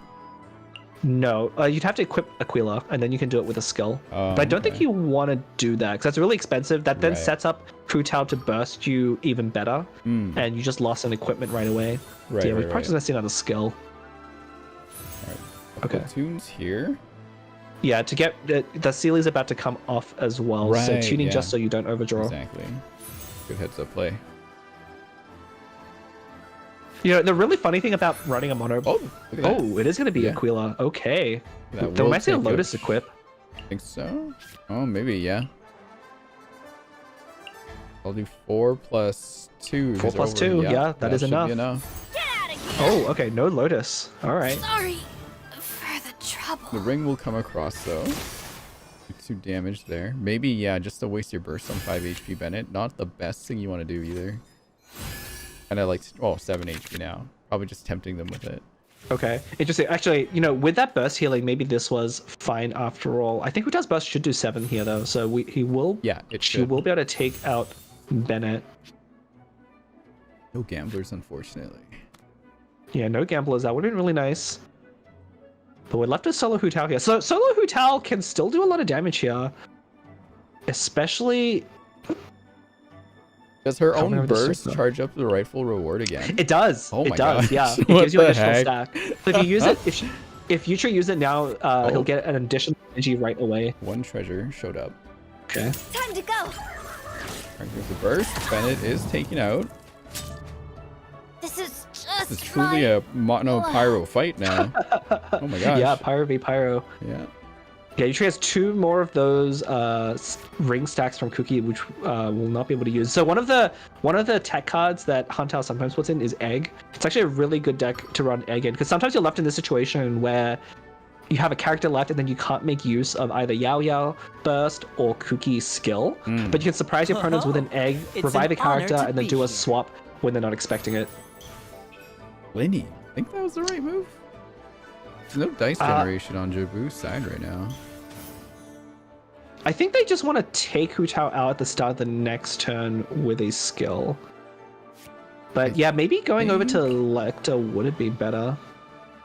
That would be Although this is probably the time to do it. Oh, I see. I think it's expecting Yutri to do a normal attack here, which would force Jibu onto Lecter anyway. Ooh, okay. Fixing 2 die. So this is a pretty good spot for a normal attack here. Probably want to well, I guess it doesn't matter. Yeah. Normal. Oh, wait. There was already pyro there, right? That right there. Oh, drew another treasure. Wow. That's pretty good. You might actually want to save that treasure, though. Right. To make use of the healing, because your opponent's going to start doing damage right away. Yeah. I think it's tempting to go for the normal attack now, but I think you want to save those treasures. Just end turn and wait till next round. Too. Yeah, there's not too much point in taking out Lecter here. And next round, your opponent does run out of Inspiration Field. Right. Ooh, this is a close match, actually, all of a sudden. Yeah, this is getting pretty close. I think you want to end, though. Oh, yeah, the Blood Blossom is on a Linny, too. Yeah. Oh, Tree is thinking about it. He's thinking about going for... You can play 2 treasures and do it on the normal attack, but I think that's a mistake. Oh, yeah, we can see what they're doing, thinking over there. I'm going to ask the next time I cast... I'm going to ask if the player I'm watching also provide me their video link so we can see what they're thinking. Oh, is he going for the normal? The other thing you could do is 1 treasure, then skill. Okay, looks like it's going to be another normal attack. Yeah. All right. There's a revive. Yeah, I don't know how much I love this. Oh, yeah. Now the Lumenstone came out, too, here. Wait, you got Liar? No, wait, they got no die. Well, hang on. Yeah. No, I think this is it for Yutri's turn, but the problem is now...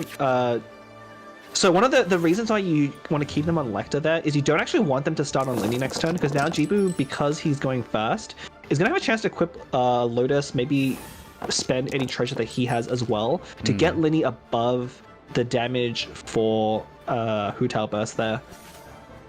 Let's see. All right, both dice look pretty good. Ooh, with 9 cards right now. Jibu's Opera is actually not triggering, so he needs to actually equip something else. Still have the dice advantage, though, thanks to Vanarana. Oh, yeah.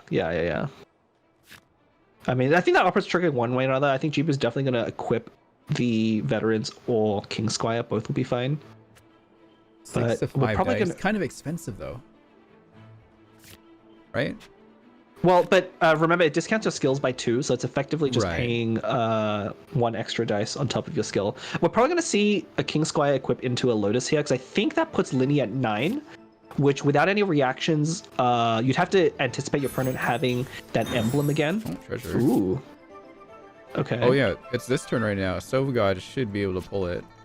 10 cards left in there. Yeah. That's pretty good. And a strategize as well. Yep. So that should easily meet the breakpoints for Linny here. Yep. And that's going to make that Veterans look very good. But we're still probably going to see a Lotus into a King Squire here. Lumenstone. Yep, it's a bit safe. Oh, Ooh, okay. 3 treasures is really good. Yeah, we're probably going to see a Veterans equip 2 treasures to really keep Linny safe, and then we'll probably see a King Squire skill. Yeah, like the Although 1-turn kill, you think? Right off of here? Veterans? I don't think it's 1 turn. I think it's only 9 damage or 8 damage. It's not quite enough to take out Hu Tao here. But one of the things this will play into is if Hu Tao drops below 6. Oh, okay. Maybe to waste some dice. They Yeah, just have a this pop is arrow right now, though, too. Yeah, this is just basically forcing Yutri. If Yutri uses the burst on Lecter here, it's pretty much game over. So this is a pretty good play by Jibu. Oh.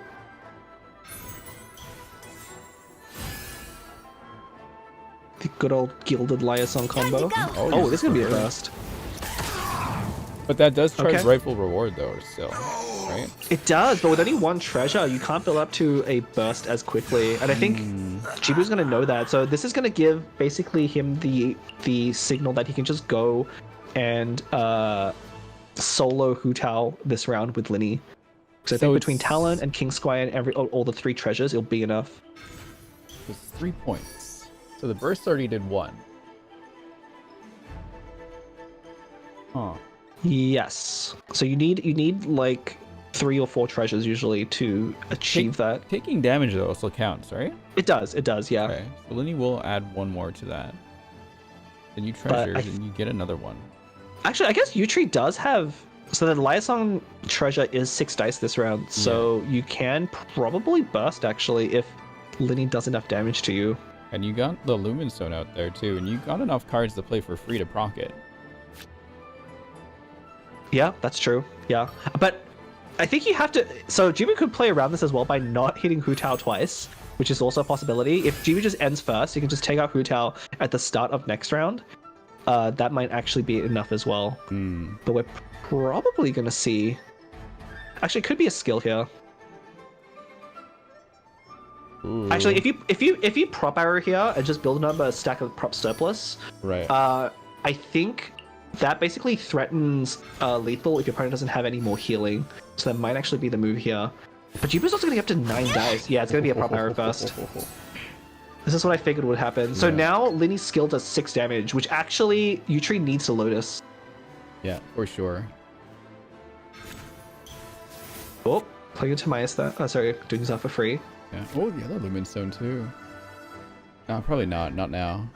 No, it's a little bit late. We might play another. Oh no, we're just gonna play another Lumen Stone. I mean, you probably play to dig for another treasure. Flyer, Gilded, and then you could play Lotus right after that, perhaps, or just treasure anyway. Yeah, I hope Yutri calculated the dice correctly. So they had all. I think they had exactly enough dice before to Lotus and do 2 skills, but now playing that Lumen Stone, the turn you play at Lumen Stone loses you effectively 1 dice because it generates 1 but costs 2. So yeah, now you only have. Oh wait, there's the emblem. Wait. Whoa. Actually, emblem just does it. The damage cards are increased by 2. Emblem's just it. Does this count? Like, does this count? Oh no, but you can't burst. Passively? You can't burst. Yeah, it can't burst yeah, it's yet. passive. Yeah. Okay, so sorry. I got too excited because we didn't see emblem in the last game. But it works sort of like Jet, right? If things were happening beforehand, before you equipped it, would it still work after equip? Yes. Okay. Yeah. Ooh. Well, the main problem here is like spending that extra die on Lumen Stone. You can see now Yutri doesn't have enough to Lotus and do 2 skills. Actually, I think you have to Hu Tao skill here because you need. Yeah, you need that pyro. And that will give you an extra energy. And I think if Jibu hits you 1 more time, that is enough to burst. But if Linny gets above. Oh no, but then that's gonna if Jibu uses prop surplus. Oh sorry, uses the Lotus skill. Yeah. It's gonna bring Linny above 9. Right, it heals. That's correct. Oh man. Heals 2. So I think all Jibu needs to do is not burst here. If he bursts, then he'll immediately lose. Yeah, but I think all he needs to do is click that skill button. Because that should be it. Yeah, 4+2, right? Yeah. Yeah, it doesn't take out Hu Tao, but it keeps Linny alive, and then he has 3 more dice to follow up with another action. And I think after that, you're pretty much locked in. And voila! Yep. Here we go. Does that bring it up? It does. Yeah, I mean, Hu Tao can burst. If we had an emblem here, it would be enough. Exactly, but there's no dice. There's no dice. Oh no! Yeah. Okay, if Hu Tao bursts, that heals for... Because you're usually just like flicking the emblem here. Yeah, we know. that would have won you the game. Oh, man. So close. Unfortunate. Yeah, your opponent has 3 dice, so they should be almost always able to take you out no matter what you do. I guess burst does heal you though. Yeah. So 2 though, right? So actually, 5 HP. I think it's 3. It's 3 if you're below 6. Oh my god, so close. Wait, is this actually enough? Hold on. 4 damage. I think no prop arrows. No, and the talent is already used up. Right. 4 plus Grimalkin. It only only do 5 actually. Hang on a second here. Well, I think GB can just pass here as well. GB also has. No. If GB just passes, he'll. Yeah, as long as he ends first, he'll win. Unfortunately. Yeah. So the talent can't be used again this round, but next round it will reset, which means Linny will be doing +2 with the weapon as well. So the Buildering Lights will be able to do 6 damage to Hu Tao with priority there. So that is it. Oh, that was close. It was really close. Yeah. Mono Pyro deck's tough. I feel like I really should have saved that extra die and not played Lumen Stone there. Maybe. I don't think it would have quite enough there because of the healing. Here comes the finale. Oof. Here and it is. Dang, 6 damage taking Hu Tao out. 2-0 for Jabu. That's still really good post match though. Yeah, that talent is quite the menace. I think it's very interesting that Jeeper brought a deck that had like Tenacity and all these other healing cards. Didn't really use any of it and just went solo on Bennett and Linny and just did like the mono pyro damage. I just had a thought. He's not back yet. Okay. Hi. Hello. It's just you right now. Oh wait, I'm cropped over here. I was gonna do like a hand puppet thing. Just be like, no, I cropped out your arm. Yeah, we will check on Leah. Leah's just having a little bit of trouble restarting their PC here. It's okay. Wow, yeah, it was still a really good match. Yeah, that was.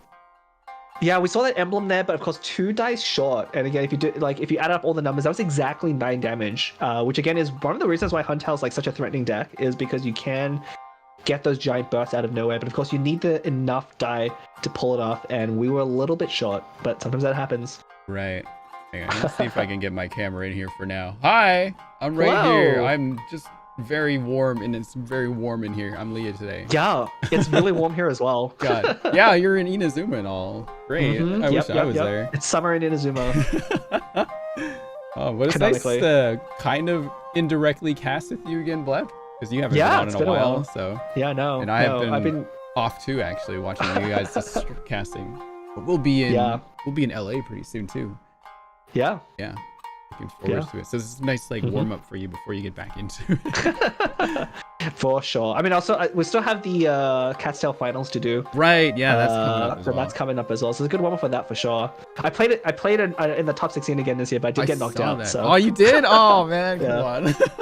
I didn't even get a chance to even get my games done in that, unfortunately.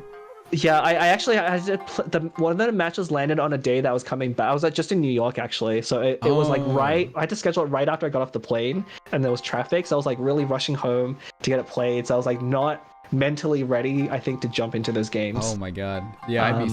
Where'd you go? Oh, there you are.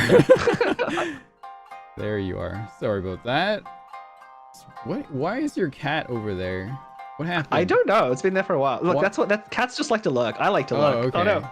Moving around now. There we go. Sure. Okay. Yeah, I don't know where Leah is right now. Whew. Yeah, well, hopefully they make it back pretty soon. Yeah, I guess we can get the next part figured out though in the meantime. Yeah, in the meantime. Let's get this out of the way. Oh, hang on. Let me update this. Yeah, this is why I need you back. Yeah, so far pretty impressive showing from Jibu there. Taking these mono element decks pretty far, getting 2 wins already.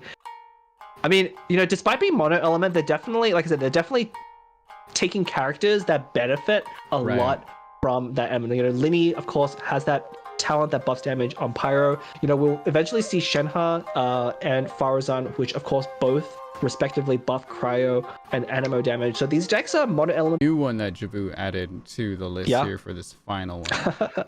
I hope that one has Gitcg talent, because Gitcg talent did actually get buffed recently. It already costs 4 now instead of 5, so we might see some cool revive tech from that cryo deck.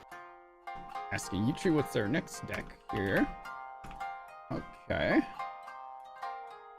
Then we will spin for Jabu. Where's that wheel? Yeah. There's only two sides of the wheel now. Yeah, there's 2 sides to this wheel. Where is it? There it is. All right, let's see. Whoa! Oh, looks like Animo. Oh, yeah, it's gonna be Animo. Animo Cryo, technically. Technically, yeah. Actually, isn't using Kenki cheating? Yeah, isn't it? Come on. That's okay. It's okay. You know what? We'll just hope that GB doesn't roll 3 cryo day. Oh boy.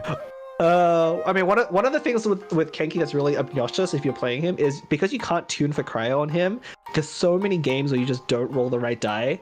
Right. So it's a very risky character to use. So that's the only thing you can really hope for there. But I think that's probably the scariest deck. So we'll have to see if Jibu can bring it to 3 wins right away. Here's the deck list right here. Okay, I like changing it up. Yeah, something different, something new. Something we don't normally see in Prince Cup or Cat's-Tail Gathering, so we get to see. Ooh, it's to test our knowledge too. Like, do we actually know what's going on? Yeah, so Jibu's deck looks pretty standard for. Honestly, this deck is going to play a lot like Fatuizan, because really all you're doing is you're changing Linny out for Kenki, but they both kind of do have the same role, right? Kenki's going to swell Cryo, Linny was just Pyro. Right. Otherwise, the rest of the deck is Fatuizan. You have those bows there. For Florizan, you have her talents and everything. And yeah, actually, looking through the deck list, that's basically the Fatuzan deck, minus it really is. Conspiracy, so we don't see any random Pyro application here. Yeah, that's probably why I was like, when I first saw that deck in the line, I was like, that's probably going to be the scariest one, because it's the closest to another meta deck. Something with like an element to that. Exactly. Will give something Jabu to work with. But looking over at Yutri's deck here, what do you think of this one? Running 4 talents. 4 talents, official talent as well. So we might see some cool Oz combo here. Official talent is not one that you see very often, but of course it lets Fischl every time she uses a normal attack fire off an additional shot from Oz, which can let you apply a lot of Electro pretty quick. Yeah. I'm concerned about the card draw, and I guess Chang is there. Yeah, we have Chang, we have Lumenstone and Strategizers. That's probably enough. You know, both these decks are aggro decks, which generally doesn't need as much card draw as the treasure decks. Like when you're playing treasure, you want to stuff your deck with as much card draw as possible. But if you're just playing, you know, a standard list, you actually don't need that much. Hang on, there's 2 Strategize, 2 Lumen. Never mind, there is enough card draw on there. Yeah. Okay. I didn't see the Strategize on there. Yeah, that's about enough of what you want here. Really interesting also taking the Skyward Atlas. We're probably going to see that go on Fischl to combo with the talent, buffing up the normal attacks there. I'm gonna let them know they can begin here. Yeah. Good to go. Leah, come back. It's hard to do this. I've seen Quick Knit in Yutri's deck. That's a really fun choice. It's not a card that would be. Summons really have taken a backseat lately, so we have not seen Quick Knit come in. I really like it here. Just extend that Fischl's Oz 1 turn longer. He is missing playing host and production again. Take your time, Rin. Yeah. Oh. No, Leah probably won't be back. Sad. Okay. Sad. Okay. Look, Rin, you take as much time as you need to do the production side, and I'll just yap on. Yes, I got this. Anytime you're not around. This. Yeah. Watch this. I got this. Why I'm watching Jabu just... Okay, I think they just ran in. Oh, where's my mouse? Oh, God. Alright, here we go. This button, this button, this button, this button. There. Let's jump in. Ooh. How's that Fischl talent? I'm really curious to see if Yutri's going to open with Fischl. It looks like no. It looks like it's going to be something to come in later. Yeah. Fresh one to go back to. Personally, I'd throw the tuning back. I as an aggro deck, especially if you want to skill twice in the first round, you almost always want to keep something to fix your die, because it's so if you didn't know, on average you roll about, like, if you're trying to get 3 and 3 elements, you roll about 5 usable elements. So if you don't keep any tuning, you'll any fixing cards, you'll have to tune at least 1 card in order to do that in round 1. But by keeping Bestus there, you pretty much guarantee that your first round's going to be good. And you really want to get off to a strong start. If you're playing aggro deck, the round one is still important. Yeah. I run in first, like my Amber deck's very aggro. But I've been very lucky so far, so I decided not to run with it. But yeah. Yeah, that's a strategy as well. Just get lucky and hope for the best. For sure. It is totally valid. So just a quick reminder to chat. There are channel points. So don't forget to throw your points in there. I'm looking at you guys betting right now. You guys are having so much faith in Utree. So it's good to see the community rallying behind our community member. I like Utree's opening though hand quite a bit. He has that King Squire as well. Also rolled perfect, right? Doesn't even need. Oh, threw away an Animo die and got one back. But that's exactly enough die to Mona skill. And I think going into Fischl. Actually, hang on. Maybe Moda the Farzan. Oh yeah, you kept the Enemo, so it is up to going to Farzan here. And you even have this. And we know that Farzan can dish out a lot in like one turn.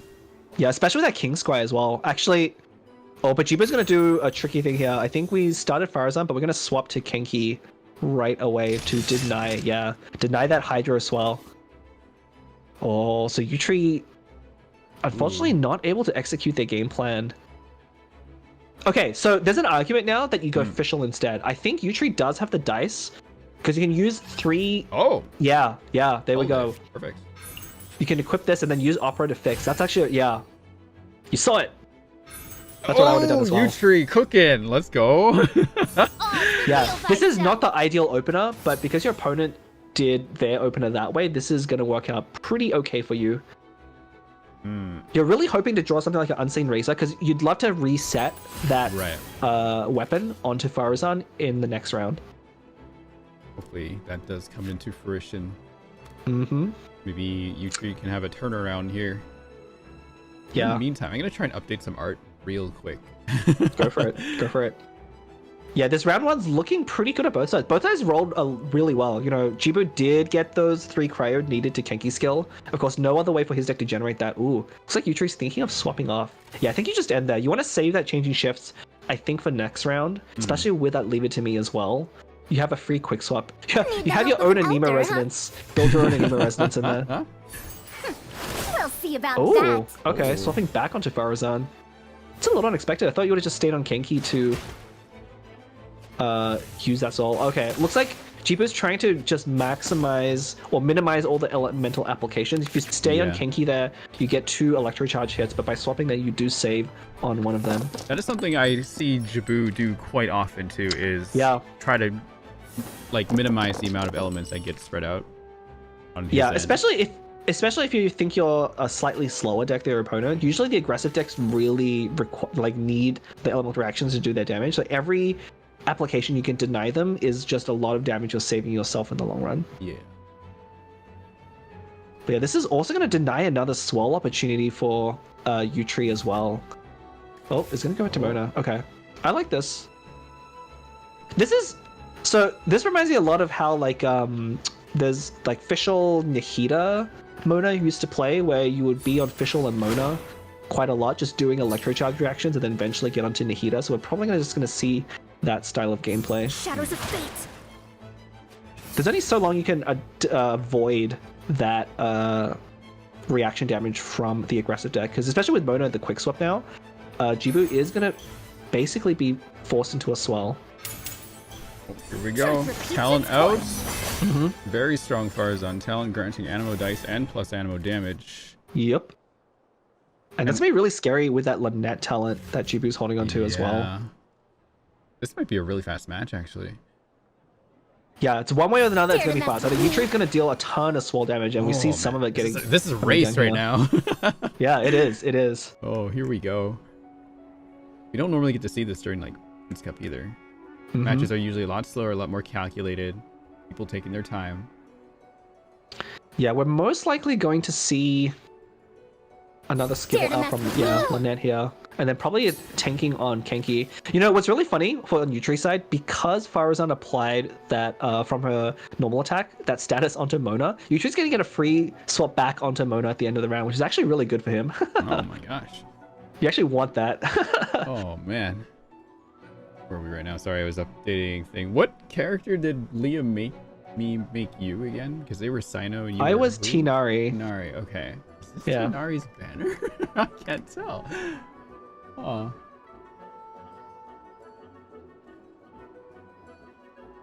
I know what I feel our production crew now having to update things like, right on the fly. Things happen. Oh. Okay. Actually, Yutri ending first here is pretty important. One of the things that the Farazan debuff there, it will activate in order of who ends first. So if Yutri ends first, we'll see Mona get swapped to before the summons on Jibu's side hit.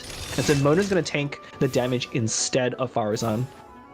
So very crucial that you ended first there. Oh yeah, that. I always forget about that polyhedron pulling you back. Yeah, it doesn't come up very often, but honestly, like, I feel like I've seen it hurt people more than it's helped. Right. And this is definitely helping Yutri out because you want to be on Mona at the end of this round. Oh, this match is going fast. Yeah. Ooh. Oh, there's official talent, although Oz is no longer there. Oh, that's such an awkward time for Quicknit to come out as well. There was one turn earlier. We could have used it. Yutri's opting to keep the Animo again. Okay. Might see another Mona skill now. Yeah, Mona skill coming in. Delved into destiny. Yeah. This is actually great. You actually don't want to take out Magu Kengi here, so using Mona skill to leave him on 1 really forces Jibu to actually waste dice on Magu Kenki or slow swap off to someone to get hurt. Slow swap off. Although he does have an Anemo resonance. So this could be a good time to use it to go onto Lynette and use her talent. Although, actually, Mona's burst is also up. You have to factor that in as well. Right, yeah. Don't normally get to see that get played either. No, we don't. Yeah. It's always really fun. Especially like during Astra when they give out those damage records. You can tell. Okay, these days it's hard to tell because of Serpent, but you could always tell when someone Mona bursted because he'd be like 16. Right. But now Serpent's like, how about I don't know. Oh my gosh. The stars. Broke right through the Phantom there. Yeah, the Tandoori plus the skill is enough. But I think Official is the right play? I guess so. Because Yutri still has Fresh Wind. I summon thee. Yeah, Fresh Wind actually could come into play here. I mean, 2 characters on 1 HP is also really risky for Jibu because any reaction now, and there is going to be a reaction end around guaranteed no matter what character Jibu ends on, is going to be enough. Ooh. So Jibu has to play this very carefully. Yeah, Fresh Wind I think definitely will come up. If Farazan can still do a discounted hit, you don't want to lose her right now, but... I think you have to sacrifice her because Lynette, you need to save 3 dice so you can go to Lynette and skill. So I think you just you do need to be on even. You need to be on even dice to use Farazan's charged attack though. Right. You do have a Woven in hand though. You do, yeah. So it might be Woven into a charged attack. That might be the play.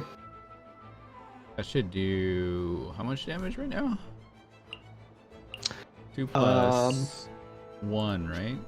Yeah, 2 plus 1. So it's only 3 damage plus the swell. Yeah. The dangerous thing staying on Farazan though is your opponent is able to quick swap onto their Farazan and do a double Electroshard swell. Then Lynette is in real danger. Okay, it's gonna leave some open to that. There. What will Yutri do here? I think you have to go for the double swell. I think this is the time. Yeah. And you Fresh Wind here too. I think that'd be the best plan. Yeah, I think if you Fresh Wind, you probably also want to change in shifts because I think you want to swap back onto Fischl. Actually, no. If you end first, it doesn't matter because Fischl gets swapped onto anyway, so you can save that change in shifts if you want. Or use it to play Quick Knit. You can also use it to play Quick Knit. Oh, that's right. You can play them together. Actually, this is gonna be really huge. Yeah, it should be a big hit. But you have to remember to play that Fresh Wind. Yeah, gotta play that Fresh Wind right here. Because you want it. You need to end first, I think. Because, the net will take 2 damage, right, from the swirl and the electrocharge. Oh, actually, that might not be enough. But you have to start first next round. Right, yeah. Yeah. You need to make sure you start first next round. Oh, you should use Fresh Wind. You had it. Time. Wait, actually, 3 damage. I guess the Fresh Wind doesn't come up. But I think Fischl wins this because of the talent. But Lynette can heal though, no? Over here. She can, but Fischl I think does enough with the summons. Oh no, now Fresh Wind's gonna come up because if Yutri had ended first, because now Fischl's gonna get Future can end now. I don't think Jaboo That's has not enough, anything though. left. You can't end now. Oh, you you're needed right. to... Yeah. Oh, it's because the heal now. Yeah. Oh, yeah. You should have fresh wind. No. Yeah, I think it needed to be fresh wind and then going Yeah. over to Fischl to soak Right. up the Lynette hit and then leaving yourself with Farazan next round. Yeah. That heal just put Jaboo out of lethal there. Oh, little misplay by Utreat. They had the fresh wind for this, but they did not play it. They do lose this round, unfortunately. Bringing it to 3-0. One more match for Jaboo, and Jaboo wins. Yeah. I mean, I was honestly anticipating that deck to do pretty well, so I'm not that surprised it won there. It was a very close matchup. But yeah, unfortunately, just having that's really the power of Lynette. And when I say Lynette and Farazan be such a deadly combo, is that healing matters a lot, especially in those close aggro games. Like, things go by really fast, but when things are happening fast, an extra 2 HP goes a long way. Oof. Oof. Okay, let me just update things here. Sorry, my brain is being occupied. That's okay. So Jibu's now left with that mono cryo deck, right? So it was Gitcg, Shenhe, and what was that? Wriothesley. Right. And I think that one's actually gonna be pretty scary. I'm still not sure how Gitcg fits into the equation. Shenhe, Wriothesley together as a combo is really potent. So Wriothesley was newly added. So if you're not that familiar with his kit, he basically just I really like what they did with this kit because it really feels like it reflects his in-game character. So he just kind of does a flurry of punches at you, and he does lots of little hits, right? He doesn't do one big burst, but he chips away at you with little punches, and his burst as well does that. And that combos really well with Shenhe burst, which buffs any cryo damage from any source. So what we're going to see Jibu do, at least what I think should happen, is we'll see Shenhe burst go down, and then we'll have one big turn where Wriothesley just does a lot of actions, a lot of hits, and kind of takes out whatever's on Utree's side there. But Gitcg doesn't fit into that, so I have no idea what to think of that. It could be just really. a meme by Jaboo at the same time, right? Like, let everyone die and then bring him back to life. I don't know. Maybe the talent's in there. I haven't actually looked yet. Yeah, I hope I do hope the talent is in there. Yeah. Look, if you're gonna run Gitcg, you should be playing the talent, especially after it got buffed. I think it's actually pretty good now. If you're running Gitcg, I think unfortunately Gitcg has a few problems with her kit, or by itself. But I think we can definitely. I would say this is probably the second weakest deck. I would have picked the Pyro one, I think, as a little bit weaker. Just, Jibu rolled so well in that game. He drew Bennett Talon, he drew Linny Talon, allowed him to apply pressure onto Hun Tao. With other draws, probably would not have got there against Hun Tao, but, got a little bit lucky. But the Cryo one, I think, is the next weakest, yeah. Trying to coax Utreat into, like, pick the meta deck. This is your last chance. I think the Whale deck is actually a good deck to pick into this because all the damage of Jibu's deck comes from Wriothesley, right? Shenhe and Gitcg don't really synergize too well together. Although, actually, one thing I forgot, Shenhe's burst does buff physical damage. Right. So if Wriothesley goes down, you could have Shenhe burst and then Gitcg normal attack solo. Right. Oh, Utreat saying they're kind of bad at the Conwell deck. Yeah, like I said, the deck's so hard to play optimally. I don't know. I've played against a lot of like the super competitive players on that deck, and the difference between like a person who really knows how to play the deck is very far from like someone just like playing out the actions. Because the problem with the issue with that deck is that any time your hand almost always has 10 cards if you're playing the deck right, which means there's like a bajillion things you could be doing every time, and every time you play a card out, it changes the hand, but there's still a bajillion things you could be doing. Yeah, I think my best thing with it has always been the lead in with the Scorpion, and then don't be afraid to like use the bone crushers, right? Is that Bone Cruncher, yeah. Bone Cruncher. Bone Cruncher. I've been calling it bone Energy crunchies blocks. in my chat. Like little kibbles. The crunchies. Yeah, but when you get the crunchies a little. Yeah, it's just use them. Don't be afraid of using it, because Serpent can like 100%. bring out 2 anyway, right? And yeah, exactly. I think, like the idea for me there is to tune as much as I can so the whale can eat as much as I can too. And then you just swirl around and just do stuff. So far I've had success doing that, which is why I kind of like love playing that deck. Yeah, I mean, the deck on its own is, even if you like, that's one of the great things about the deck as well. It's just the individual characters are so strong that even though playing it like at peak efficiency, it's still just, I mean, you always have the threat of Serpent Burst doing a bunch of damage. Yeah, I think though, if I was Yutri, I would run back the Fatui, the Mona official decks. I think that deck's actually gonna be very that good. deck would actually be aggressively really good. Into a deck like Mono Cryo. I think it's that one or the Hunt Out deck again. I don't know. Maybe the Hunt Out deck's a little bit cursed because we did lose 2 games on it, so maybe it's you want to just try something different. But I think I like the Mona official Farazan deck quite a lot. I think I'll have a good matchup into the Mono Cryo here. Yeah, Yutri is really deciding what to bring up here right now. Yeah, everything's on the line here. They're bringing the Farazan deck. All right. Yeah, good choice. Good choice. I love it. Get ready to queue. We'll call you when ready to go. All right, let me break up their deck list here. Yeah, I'm gonna see if that talent is in there. That deck there, that one there, and here it is. Oh, disappointed. I know, no talent, no Chi-Chi funny revive, sad. It's yet another treasure deck. I don't know. Okay, you know, I'm gonna knock points off of Jibu for, even though he did bring mono element decks, there was a very clear lack of creativity with the deck links. And this is look, Jibu, this is the 3rd time you've shown a Tenacity treasure deck to the class. This is the 3rd time you bought a treasure deck to show and tell. Oh my god. Yeah, have you got anything else? To be fair, they're kind of like cut and paste decks from meta decks, kind of adjusted just a little bit, right? Just to kind of fit with this, because the way you pointed out, like physical and cryo, actually kind of benefiting from this one. It looks like almost like a Nouvellette treasure deck almost, the way it's set up. It is, yeah. I mean, so the funny thing is, the way I like to describe Risley is his cryo Nouvellette. Right, he plays very similar to Nouvellette in terms of the style and kit. So the things that are good for Nouvellette are good for Risley as well. So Tule Tula, you know, also with equipment as a catalyst, and then the only difference is with, you know, whether you're applying cryo or hydro. So with Nouvellette, you want to pair it with someone that does a lot of cryo applications. With Risley, you instead go for hydro applications.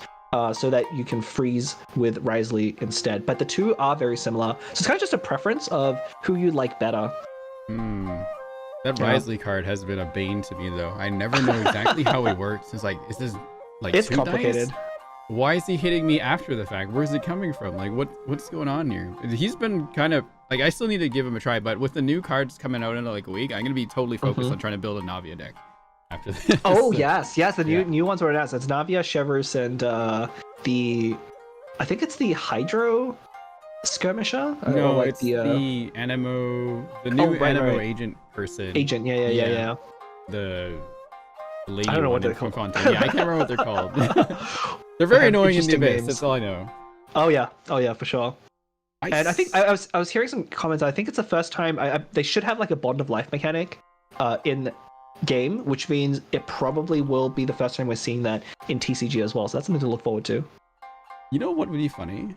I brought Safa, Kojo, and Sumi, and this is called right now.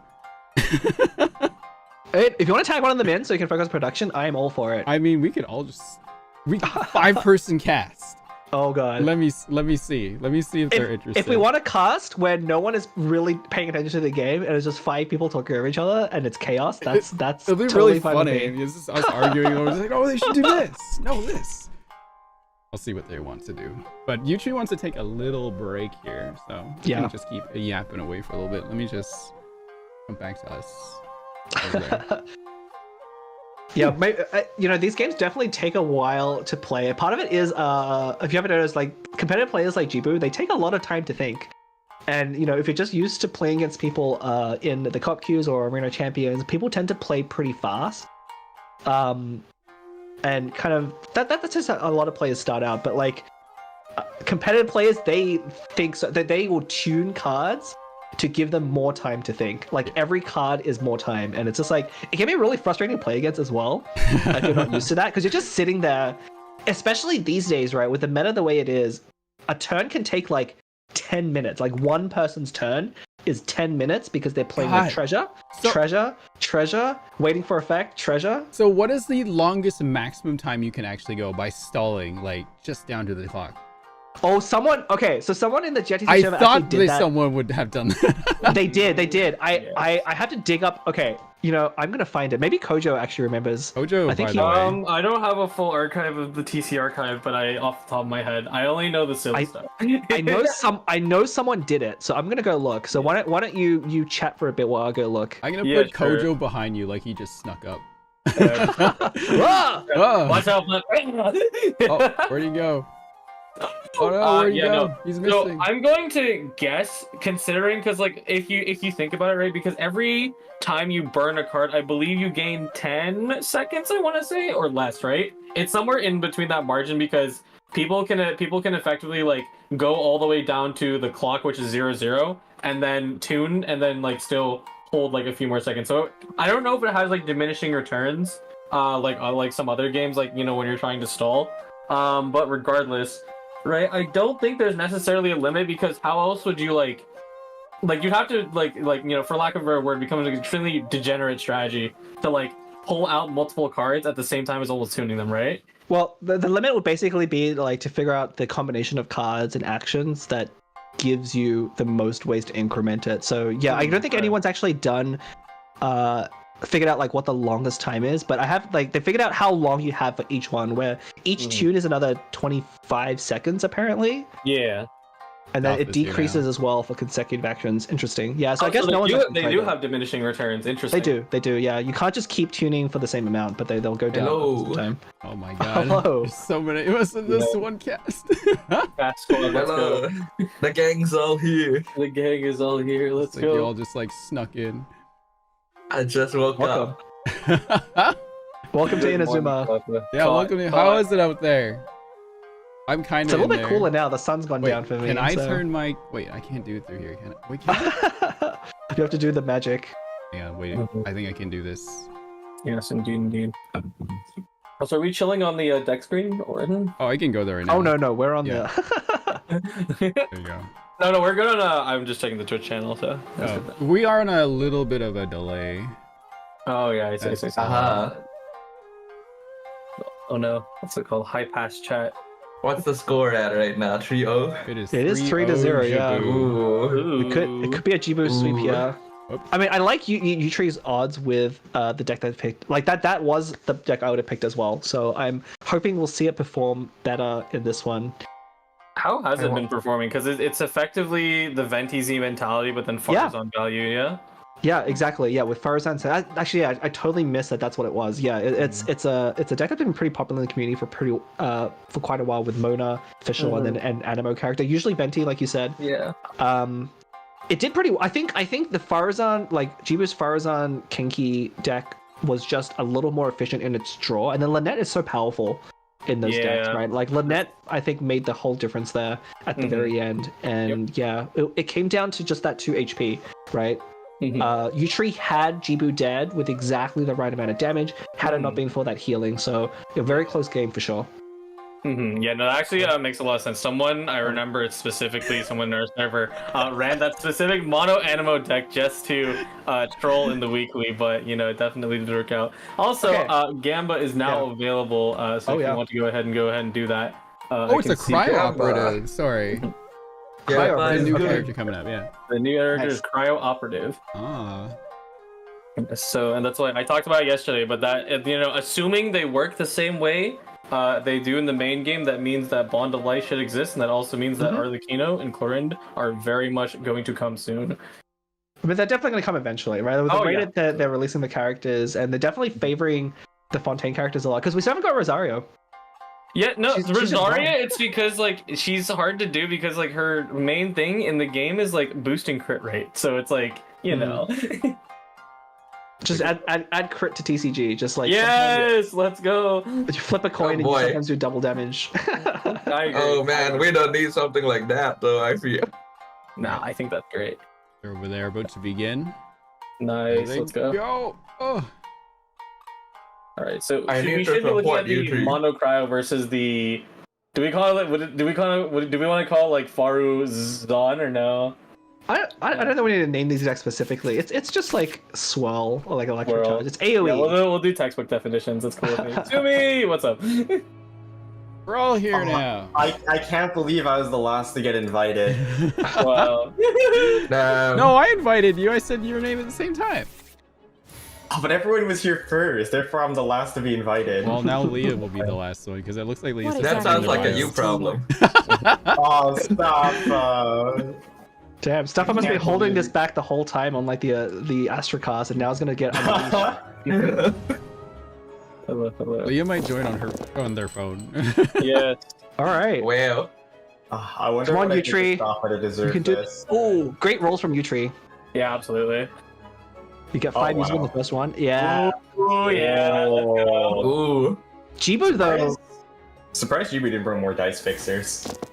Yeah, I mean, should have brought Jade Chamber. I was trying to tell it to Leah as well. Like these are the perfect decks. No. to play Never Jade bring Chamber. Jade Chamber. Never bring Jade Chamber for dice fixing. Library is mathematically superior in every way. No, not if you're running mono element deck. That's Even if you're running mono element, I swear. No. Here You need comes the I Jade. think someone did the math on this already. if you want, the more of a single element you need to fix, the better Jade Chamber gets, and the worse. I think it's like 5 or 6 like of one element you would prefer Jade Chamber, provided you can always trigger it on the right character. But if you're a mono element deck, you're always ending on the right element, so it doesn't matter. So I think it's better.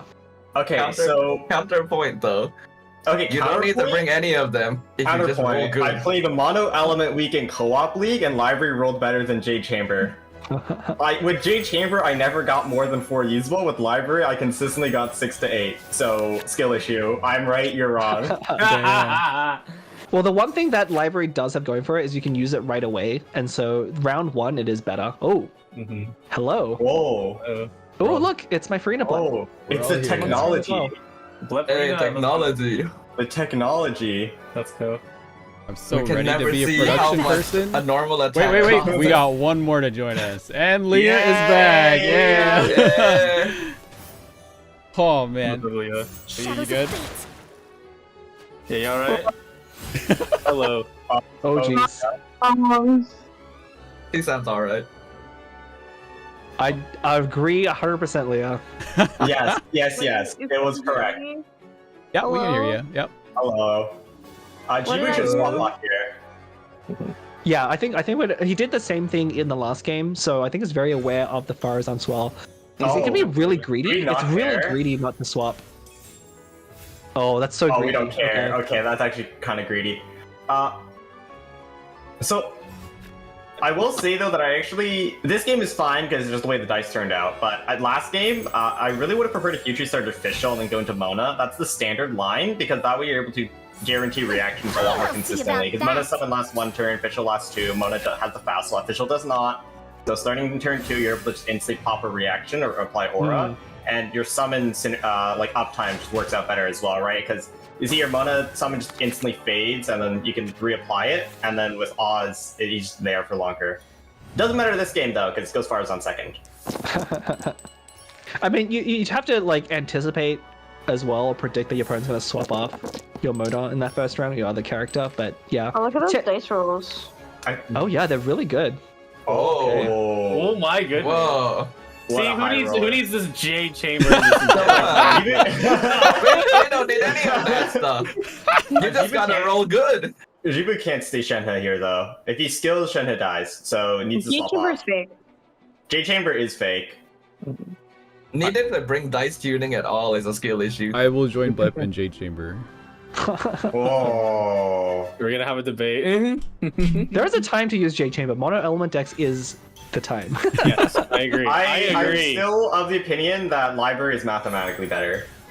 Is this the division? Because I'm a mono Jade Chamber believer. I'm pretty sure Oblivion spreadsheeted this. Yes, he did. And library came out better. Yes. You can only use Jade Chamber if your name is Ningguang. Yeah. With the new You mono don't geo need deck. God anymore, right? So you could just play Leave It here. To trigger the other Lumenstone? Oh, we have to nuke Vana, which might not be the best. No. Well, you probably don't even want to play live in here. Yeah, you might just wait. If you wait out the swells, you might just have to go back onto Shenhe and play that Moon Piercer. You have so much dice, you can for sure swap out Utri. But the I mean, swap was always Yuchi- coming. I'm surprised it didn't go for Gitcg though, because we did see that Vorikasha equip. But we might just go to Yeah. Gitcg after this. Oh, was it swap from Shenhe to Risley, or was it Chi-Chi to Risley? It was matter now. Shenhe to Risley. Ooh. Okay, so Shenhe here is like a sort of safe play, but you need to be wary of Leave It to Me. Now.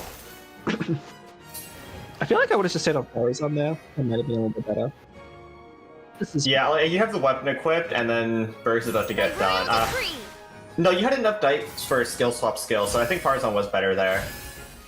Oh my So we god. want to go back Mona here, but This I is don't so like much that very dice. much. Oh, veterans. Jesus. Veterans is so good. My gosh. Mm-hmm. Should be GG swap here. Most A likely. normal I attack think- is fine too, actually.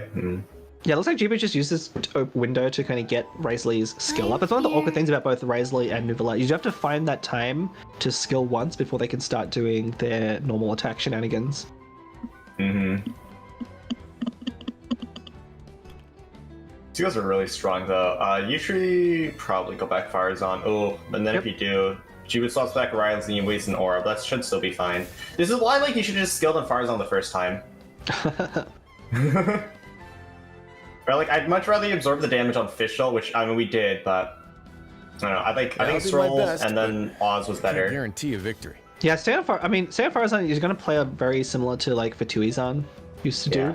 Well, like where you just have a swell going, and then if you have King Squire and Farzan Talon, they provide enough value that you don't need to be triggering other reactions all so much. I mean, that aside though, we had the dice to skill swap skill without chaining on Fischl. We should have done on Farzan first, because Farzan would have cleansed the aura anyways, just like we did Electro Charge, and then if we swap Fischl after, we either get Electro Aura onto a character with no aura, which is value, we could react off that later, or we get an Electro Charge anyways if the Jibut swaps back to Chi-Chi or Shenhe, so it's just more efficient for aura. Do you think that we'll way. see a swap? I mean, Jupiter doesn't have to play around like Covenant at this point, but No. we'll probably see a swap back onto Shenhe. I can't remember if Yuchi was running Covenant in this deck. I think I missed the deck list. I believe the artifact was Covenant. Maybe it was Freshwind. Maybe, I might be Freshwind. I think it was Freshwind. My bad. Can you scroll up, see if I can check it. I'm too used to having Farazan and Covenant kind of come hand in hand. I'll dump the deck list in the thing there so you guys can take a look.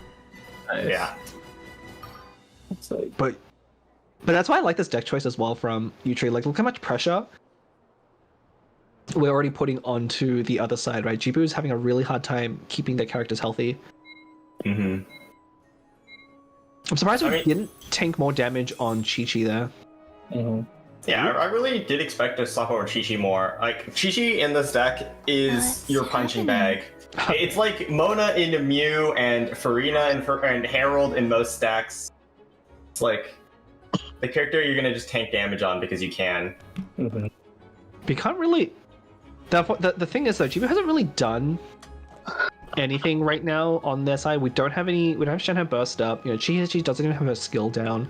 And Farazan's already been able to dish out so much damage just with skills. And I think so... a lot of the problems here could have been solved if we just weren't greedy turn 1 and swapped off Shenhe. We wouldn't have eaten down powered skill from Farazan, and we could have probably got our burst up this round. Shenhe, I believe, is actually pretty close to mortal danger, no? Because she could totally get a swirl and electro charge to deal both piercing and swirl at the same time. Mm-hmm. Gotta watch out for that for sure. We need to apply Electro for that, and I guess going to Chi-Chi, the benefit there was we don't have anything to swap for Farazan. This cast is too serious for a guy eating yogurt and his pajamas. Yo, let me join you. Hold on, let me grab my yogurt. I'm gonna go use the restroom real quick, guys. Can you cover for me? Alright, sounds good. Oh. Quick swap. Chat, Rin's gone. Anarchy. No. Interesting. No. I don't see a reason for this. Slow swap would have been better no matter what, because if Jibu decided to swap out to any of the characters, you could have still thrown a fast level on Mona, with Mona's passive, on either Farazan or Fischl, depending on who Jibu would swap to, and kill them anyways. I mean, Jibu was always forced to stay on Chi-Chi as long as you stayed on Mona. Mm-hmm. There was no reason I think to use it. Yeah, I think definitely agree that just not using the lever to meet that. It's very valuable here to keep that. And now that you've used one, I think Jibu's going to be way less likely to play around the second one. But either way, like, just so much dice going on Jibu's side. And in fact, if Yutri is forced to take another action, and it's probably going to be that Farazan burst. I think one of the things I'm saying is that Yutri is definitely trying very hard to maximize elemental reactions, but one of the reasons Farazan's been so powerful when she first released for Tuizan is just with a weapon, she just dishes out so much damage without needing to swell anything at all. And I think we're going a little bit too hard to maximize the swells, and that's coming at a detriment. So I asked Jibu about his decks, and he says that this cryo one is the weakest one because it's the one you put together last, and he just kind of like threw it together like with very little time. So there's a chance that he's not entirely sure what to do with it in comparison to the other ones. Well, you weren't here for the criticism earlier, but you know, it's yet another treasure deck with like tenacity, and I feel like that's I feel like you could have done something a little bit more different than that.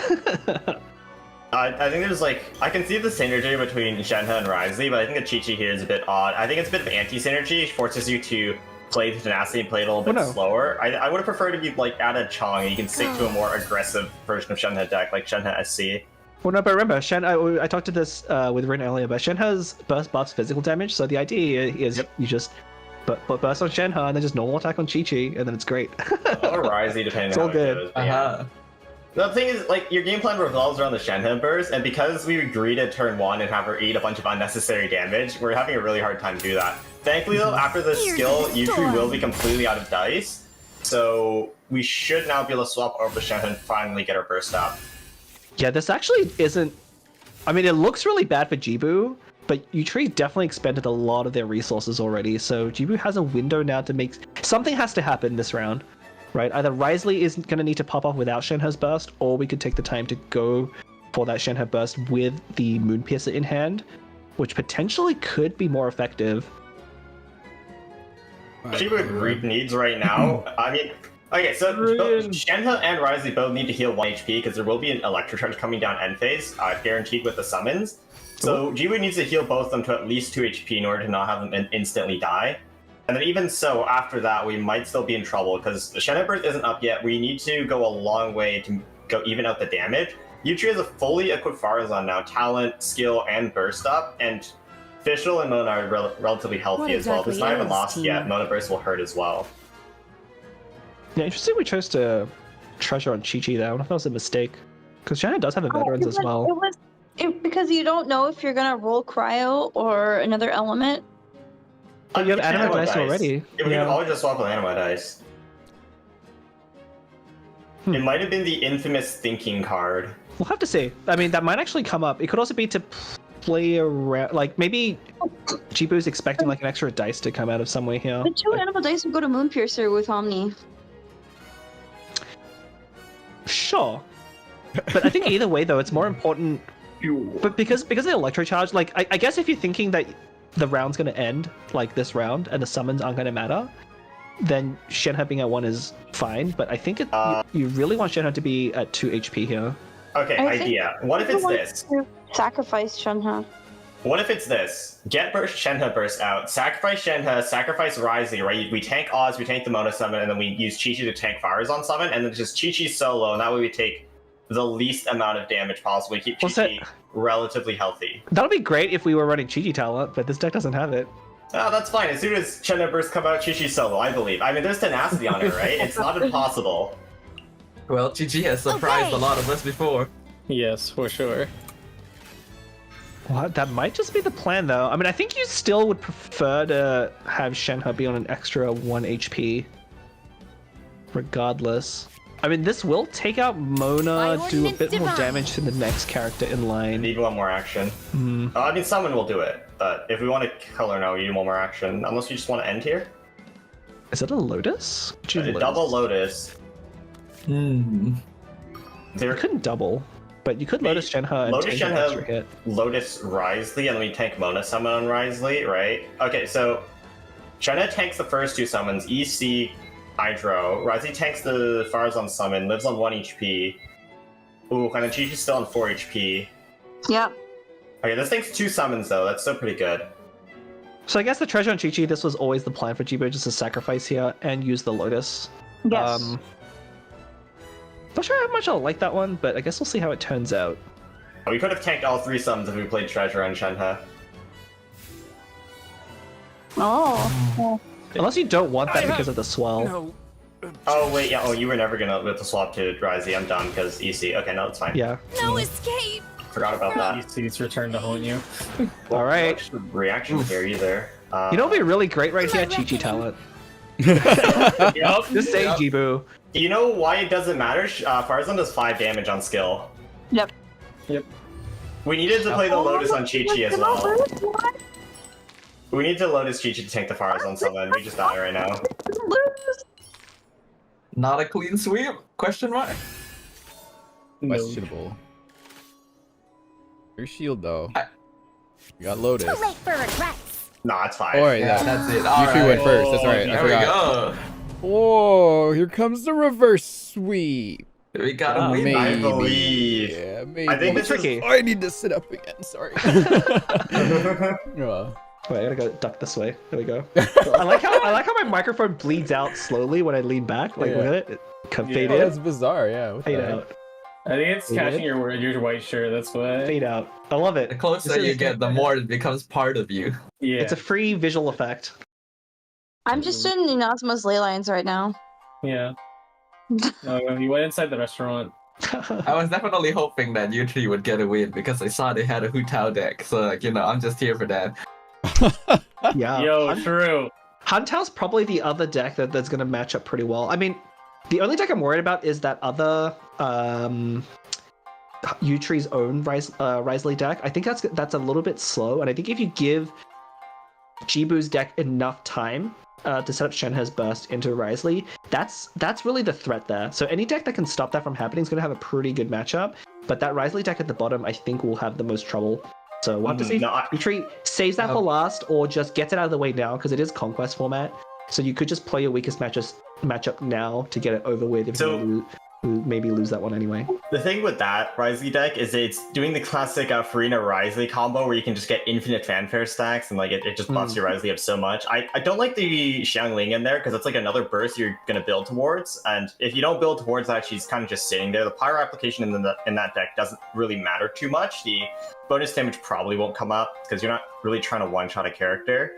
And Shenhe Burst is just so much easier set up than Farina Burst, and also just does more damage faster.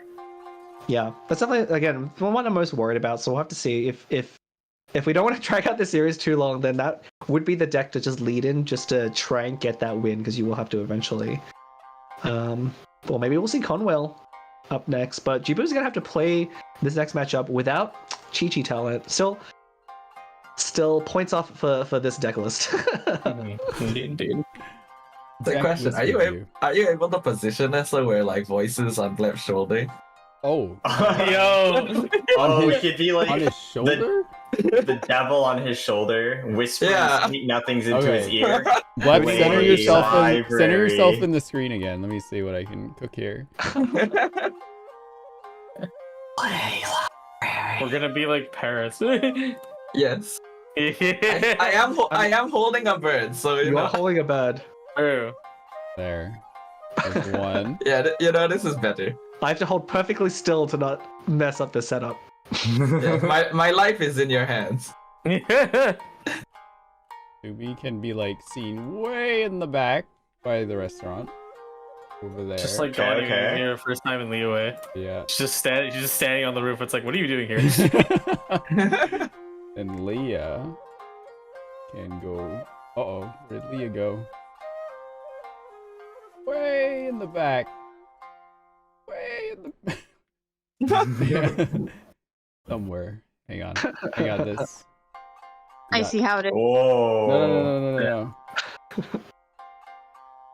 So it reminded me of now that podcast show that we had where you put me on like a cat tree way in the back. Oh yeah. That is what I was thinking of. I still have that scene somewhere on my OBS. Hang on. Whoa! Whoa! Big Leah. Okay, whoa. Wait a second. Actually, you could totally leave her that size and just put her behind all of it. This large omnipresence of Windflower Leah in the back. That's terrifying. I'll just leave it like I think that. that's great. I don't know what you're talking about. I managed to fit everyone on the screen. Amazing. Hey. I like Gitcg. Hello, our bosses over in Hoyo. This is exactly what we do on our off time. Yep. Hi. Yep, true. Hello. Oh, Utree is gonna pick Conwell. Okay. Oh, Conwell. All right, let me get that set up Conwell time. Oh, I can't believe Mono Geo is banned. See, we can't even say that we're like mad about like seeing a Conwell meta deck because we don't get to see it played anyway. True.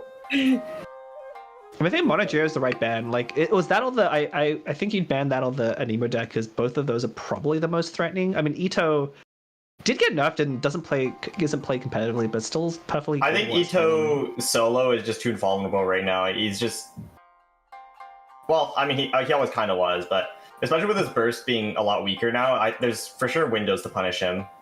Yeah, Ito's definitely far too vulnerable than like Noelle is like unchanged and they still have access to Geores. And you can, I guess, I'm imagining Jibu picked Aisha to get some elemental application for funsies. The talent is really. Oh wait, no, the talent doesn't even work because you need different elements. Yeah, no. Okay. you put Asia talent on, it just does nothing. It steals your dice. So Utree running through a pretty meta Conwell list. The only tech choices here mainly that Vanarana, you don't see it always. Mausoleum. Tatsumi, I think is a tech choice depending on which version you're running. Most people have been bringing the full set. It kind of the reason it's there is to let Whale do a lot. Like, you know, normally the skill's kept at 6, but the crown does let you get above that threshold. You go up to players. Typically the 7+1, because it'll give you 2 instant healing, and then you just tune a few cards. Whale heals 2, and then now it's at 3 stacks, and now I do +1 damage. I can for sure see why it's there. Yeah, I guess it's hard to know what lists people have been bringing because it's been banned so often we don't get to see the decks. The Emblem Severed Fate version is more popular from what I've seen in the I like the Emblem version. Yeah. I think it's fun to see the Emblem. I think version. personally, if you're playing more for Whale, I think the Crown of Watatsumi better because it does synergize more with its self-healing. But if you're playing for like a Serpent one-shot as a stall-breaking tool, Emblem is superior. Let's get to work. I mean, Emblem only gets you up to 8 with 2, so it's not quite enough to one-shot characters just yet. No, but you're typically going to be skilling Emblem. a few times. Oh. Yep. Well, the breakpoint, you do skill once, it does 2 damage, and then you burst, and now it does 8. 8 plus 2 equals 10. Ooh, interesting. Utree's starting on Scorpion here. Huh. Isn't that So the that's right actually- move? That's what I always do. No, so Really? when you actually It's- play this deck, yeah, you start on the whole point and why the deck runs Stove is what you do is you guarantee one of the talents, either Scorpion or Serpent, round 1. That puts a block in your hand with the talent, which means Serpent's skill will always draw you a block and then 2 extra one cards. dice. Right. Yeah, no, at the 2. beginning It should of the be round. 2 cards because it'll be guaranteed 1 and It then is. plus 1 for One- each block. So it Yeah, should one be 2. one block plus 2 extra cards. Yeah. Okay, So I must yeah. have been playing against really not Okay. well-versed people in this Yeah, game so then. it's actually funny. So the first time I tried this deck, I did the same thing. Like, I think you think it's very like you would think you would want to start on Scorpion most of the time, get the Scorpion burst out, get value. But really, the crux, the way the deck operates, and Utree, if you're listening, if you win the, I guess if you, I guess it doesn't matter. You're not going to play this deck again either way. But for those of you at home, the whole reason the deck is so strong is actually more about Serpent than any of the other character cards. Like Whale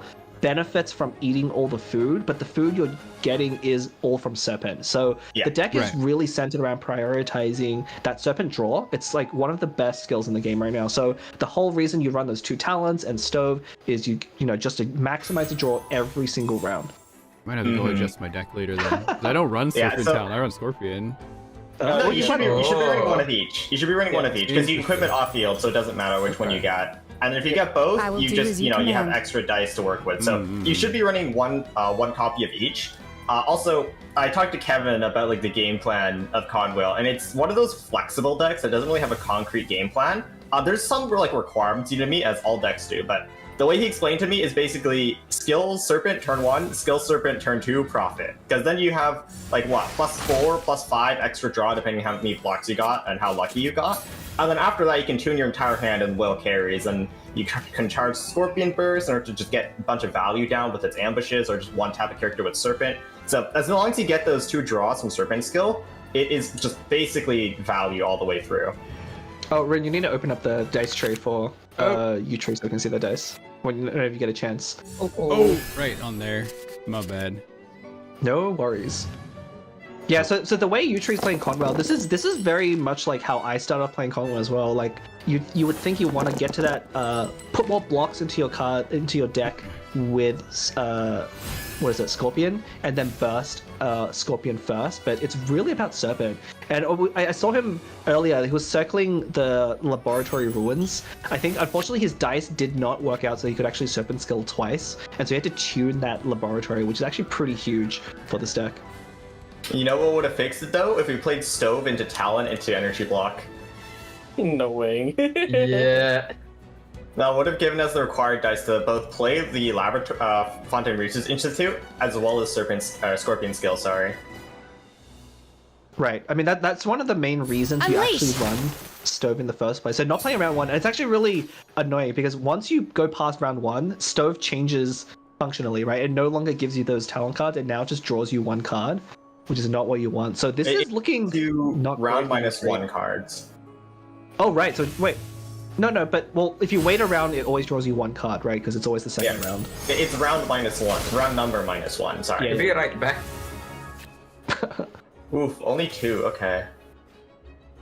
Does that stack up to 3 max, right? 3, yeah, if you burn 3. Okay. I don't know. Scorpion bursting here isn't, like, atrocious, because it does still put pressure on G-Boot, especially Shenhe, who's only at 4 HP right now, but I would have preferred if we just went over onto the Serpent so we can get more draw in our hand. It's looking extremely NTB right now, and the extra draw with the 2 Bone Cruncher energy blocks would have done wonders to fill up our hand. Yeah, you can kind of see the difference when you have Whale with and without a lot of cards in your hand, right? Like right now there's really nothing to feed to Whale at all. Your hand is empty, and this is not the spot you want to be in. Like earlier I described the deck as just like really hard to play because you have like infinity options, but you really need to like focus on that Serpent draw if you're going to do that. So I have to see if U-Tree can pull something out here, or is gonna have to tune as well. Ooh. Just a Serpent. If we were going to have to tune our Stove, we should have went Serpent earlier. We could have played 1 energy block instead of on Serpent instead of Scorpion. We would have gotten our draw as well, and after that we could have tuned for Scorpion. But now having to tune the last card in our hand, it's not feel good. We're gonna draw a lot less too, because no blocks in hand either. Okay, I'm back. Oh god, that's so horrible. That is what's happening. Serpent. What's happening? Sorry? Oh, Yeah, this is I was away for a moment. What did I miss? You choose force the normal on Serpent. That's gotta feel bad. That is rough. Yeah, we'll have to see if they can pull. I mean, you know, all it takes is 1 good Serpent skill. Oh, the dice rolls have to be better than that. All it takes is 1 good skill to come back and draw like the right combination of cards, but so far, ooh, not happening. Ooh. The Fontaine Research Institute would have helped us a lot with how much we were tuning, and also refund whenever we play our energy block as well. So it was kind of a shame that had to go early. Another thing that we haven't really talked about is because U-Tree was just forced to tune their entire hand, U-Tree didn't get to optimize the different costs of cards they were tuning, which means Will doesn't have a lot of healing right now. Guys. Oh. Rin, we're still in the split screen view. Yeah, something... Hang on. Something is going okay. a little crazy on There we my go. end here. Uh-oh. OBS is having an OBS moment. OBS is having a moment. Oh. Oh, we're back. We're okay. Oh, we're back. We're okay now. Back. Holy. Wait, are you? It looks like the game is like think frozen. U-Tree is ahead of G-Boot's Yeah, the screen game right is now. Hang on, let me... Oh. I thought we were video okay. source. Probably it. What's that? Check the video source. The video source. Ninja. It's okay, we'll watch this entire game unfolding just based on what we see from. It's based on vibes. We watched Conwell so many times, we just know. My screen is frozen, but I hear the game moving. That's the funny part. Right now, Jibu is thinking because nothing has happened yet. Also, has a full timer to work with. What full is timer equals good. What the fuck? Oh, okay. Looks like Jibu, I think, just swapped. I didn't see any hits or damage. Yuchi's about a Serpent Burst. Yuchi's about a Serpent Burst. Should play the talent first. We are purely watching through the hand cam. Okay. Yuchi's about a Serpent Burst. What is going on? Oh no. Okay. I think what happened was Jibu just swapped to Risley. And that might have prompted Yutri to burst. No, Or we just do stayed on the Chi-Chi. Adeptus. Well, I mean, it happens a lot, We're doing the actually. Lion Song 2. Oh, we're still 1 dice off. Play the talent and then 1 energy block. Oh. Play talent plus energy My block. game crashed. Just watch the hand cam. No, not like this. Oh, this is awesome. Let's go. Into the void. Yeah, I think Yutri misplayed a little bit there because I think you could play the talent, which does give you a block. But remember, if you use a block, it will actually generate dice for you. So Yutri is going to discard the entire hand. Someone just died. Someone on the other side. Someone just died. Yes. Someone's dead, eh? But who? I'm running. Oh look, so I'm running unless it was Chi-Chi, someone died because all of Jibu's characters are below 8 HP, and then Serpent with 4 blocks does do 8 damage. Hold on. Oh no, so it was Chi-Chi. So Chi-Chi didn't die. Chi-Chi, okay. We had the Adeptus. No. Why are you watching this? Oh, hold on, we had Adeptus. You know what? What Yutri should have done was played Adeptus and then tuned 2 of the energy blocks, because Serpent Burst will double the damage, right? Energy block plus 2 base, or sorry, Adeptus plus 2 base is 5, and then 2 energy blocks doubles it to 10, so Chi-Chi would have died if we did that instead. The math was off. Yeah, there definitely was a window to take out. Oh, it was Risley. Oh, but why didn't it? Oh, Risley also has a tenacity. So Risley was at 9. No. Oh, well, dies anyways. Well. Oh, actually, is Conwell's just gonna be able to brute force this with sheer, like, strength? Yeah. It wouldn't is that be the first wait, time. Hold on, is that an Aquila in hand that Jibu's been It holding was onto? either Aquila, sorry. Is it Aquila or Aquila? I always say Aquila. I think it's Aquila. I always say Aquila. it's Aquila. Okay, well, like, it's either Aquila Favonia or it's the Well, it's not that. Tula Tulas. Oh, it's Tula Tula. It's probably Tula Tulas, otherwise Jibu wouldn't have played the Faulkner. Rip. Unfortunate. Rip. Risley just electrocuted himself, so. Yeah, although Yutri is out of resources now, right? Did have to tune their entire hand, but although I think Whale, at this point, it might be more than enough to finish it off. We'll have to see. Whale only does 3 damage right now, though, so like, even then, it's not that bad. Yeah, it's not over just yet. Honestly, if Chi-Chi can find weapon, it could just be a Chi-Chi solo. I mean, at this point, you really have to. We do want to find a window to get Shenhe's burst out, if at all possible. We haven't seen it yet, actually. We're trying damage. Nothing happened with it. We're trying to go on with like that's true. It came right at the end, but like yeah, this deck is feels so centered around Shenhe's burst. But every time, we haven't seen Shenhe be able to safely get the burst off. Yutri will have to go first, though. We could have an opportunity to do with this. There are no more ambushes to worry about either, right? Yutri really only has enough dice to do. Okay, well, with that swap, Yutri only has enough dice to do 2 actions. So we could just go Shenhe. Or no, we need 1 action on Chi-Chi first, and as soon as Yutri is below 6 dice, we can swap over onto Shenhe and do skill into burst. Welcome back, Leah. Yeah. Yeah, normal attacker seems reasonable. Although you could just go over to Shenhe. So we're honestly... on a delay, by the way, right, on stream? The stream just caught up to the part where everything started crashing. Yeah. The one thing to worry about, though, is actually... No, it's fine, because if Yutri swaps back to Serpent, we swap back to Chi-Chi and everything's okay. Okay, well, now Shenhe lives no matter what this turn, so yeah, we can swap over her safely. You know what happened? Whale ate your stream. That's what it does. Ate my stream too. Shake my head. But now this little baby zombie is like beating the heck out of these giant, like majestic kind of beasts here. What's going on? Yeah. Actually, Would not Gitcg go so burst far as to here. call the Majestic. Okay, Gitcg burst here could get something happening. Wait, does Cryo Resonance do something for Mono Cryo? Oh yeah, it's just Yeah, plus 2 yeah, damage. yeah. Whoa. It's just a +2. It's a +2 base. Yeah. Serpent here, I think, if I have my Could math kill the correct. Serpent, yeah. I think that's pretty big. Serpent's Whoa. really Yeah, you only have thing no that's going to dice. threaten you. Yes, you can. Cryo Res and a burst will do 5. Yeah, the other problem is Whale. Whale definitely is still very threatening, but because Yutri didn't draw, have a huge hand, it's not as threatening as it normally would be. So if you play against a really good Conwell player, at this point in the game, the Whale is usually up to at least 12 stacks. And so the here he skill comes. becomes pretty threatening. Yeah, Gitcg's gonna kill a big serpent. Oh, Gitcg gets the kill. -6 on the serpent, bringing it down with her little hands. With her tiny hands. What's gonna be tiny hands and legs. What's gonna be great as well is those Talmans are gonna heal up Shenhe as well, which is the brunt of our damage, especially after we get burst down. And we have Moon Cruiser to capitalize off that as well. So next turn is gonna look really good for G-Boot. Yep, for sure. The giant Conwheel deck meta of the century right now, 85% ban rate in Pacific Prince. Getting that the taken current down math by on it? Mono Cryo. I think it's probably like 90% now. No, it's 90% think- will be hit this weekend. If That's anyone what's could take down this deck, it's gonna be Jabu with a Mono Cryo deck.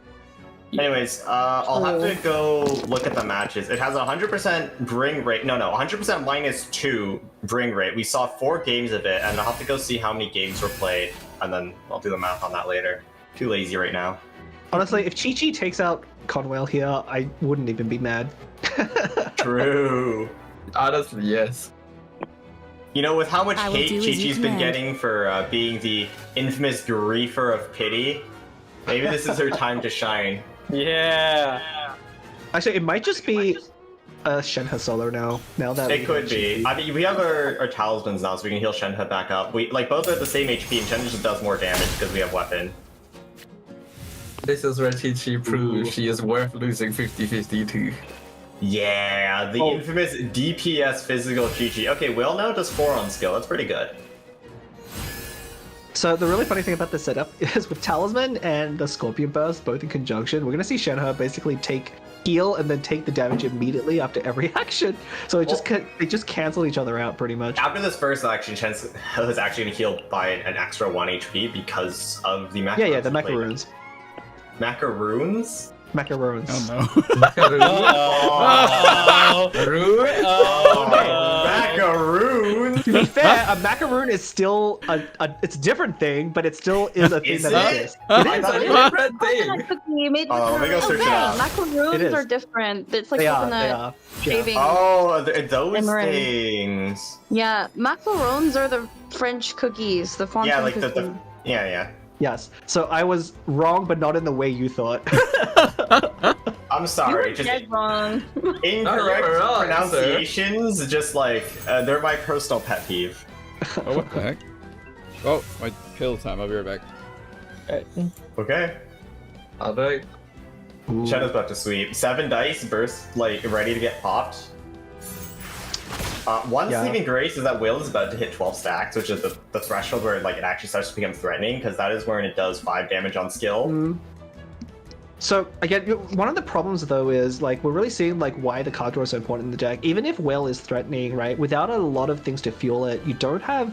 First of all, you don't really can't guarantee the fixing quite as easily, but you can only really do 2 hits at a Chi-Chi time. can't steal here. I think Chi-Chi can tank quite a lot of hits. Yeah. Tank butt 2. Jibu can't actually burst here, because Scorpion on 1 HP usually has 3 dice remaining. If they go over onto Whale, even if it still does 3 damage with the extra electric charge, Shenhe will actually go down. So yeah, we have to play the swap spell game a little longer. Well, I think you would always want to attack on Chi-Chi here anyway, because you can use up the tenacity to get extra healing and extra dice, and it doesn't really cost you anything to do so. So this is always correct. Oh, no, you trick. No. Uh-oh. You're not going to get the draw from that. You need to survive the hit in order for the dice to come. Yeah, unfortunately, that is one less card as well that's going to go to Whale. And that really matters. Every card matters so much when you're playing Whale decks. Because Especially when it your could hand be is 1 or 2. Oh,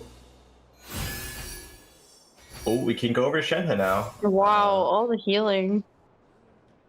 Yeah, going to Shenhe doesn't leave us with any dice to swap back, but I guess with Tenacity, you always survive the next hit. So I think we're fine. Tenacity brings us to 5. End phase, no, G-Sum doesn't heal end phase, so just 5 HP plus Tenacity, which is 7. Not enough hands enough to tune to get to 15 stacks. So yes, you will always live on at least 1 HP if we swap over and burst. Yeah, I think it's a good chance to do it.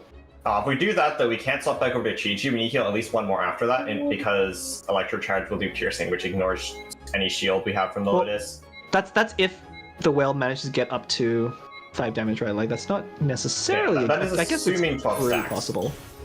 Ooh, okay, treasure. Ooh, treasure? Well, I mean, it's not that hard, because all Yushi will need to do is tune any 2 cards. Because Whale is already at 11, right? So you just need 1 more. Oh, man. Okay, The Chi solo has come. I think it's time to Chi solo. Like, actually, I don't know if the current state of Whale can beat a Chi with Aquila equipped. That should get to burst again. The way you described a Chi with Aquila. That's so. The Same, imagery right? in my Aquila- head is very funny. Aquila's physical damage bonus, and you can equip Chi with crit. Yes, absolutely. And Chi has like a fairly high attack scaling modifier.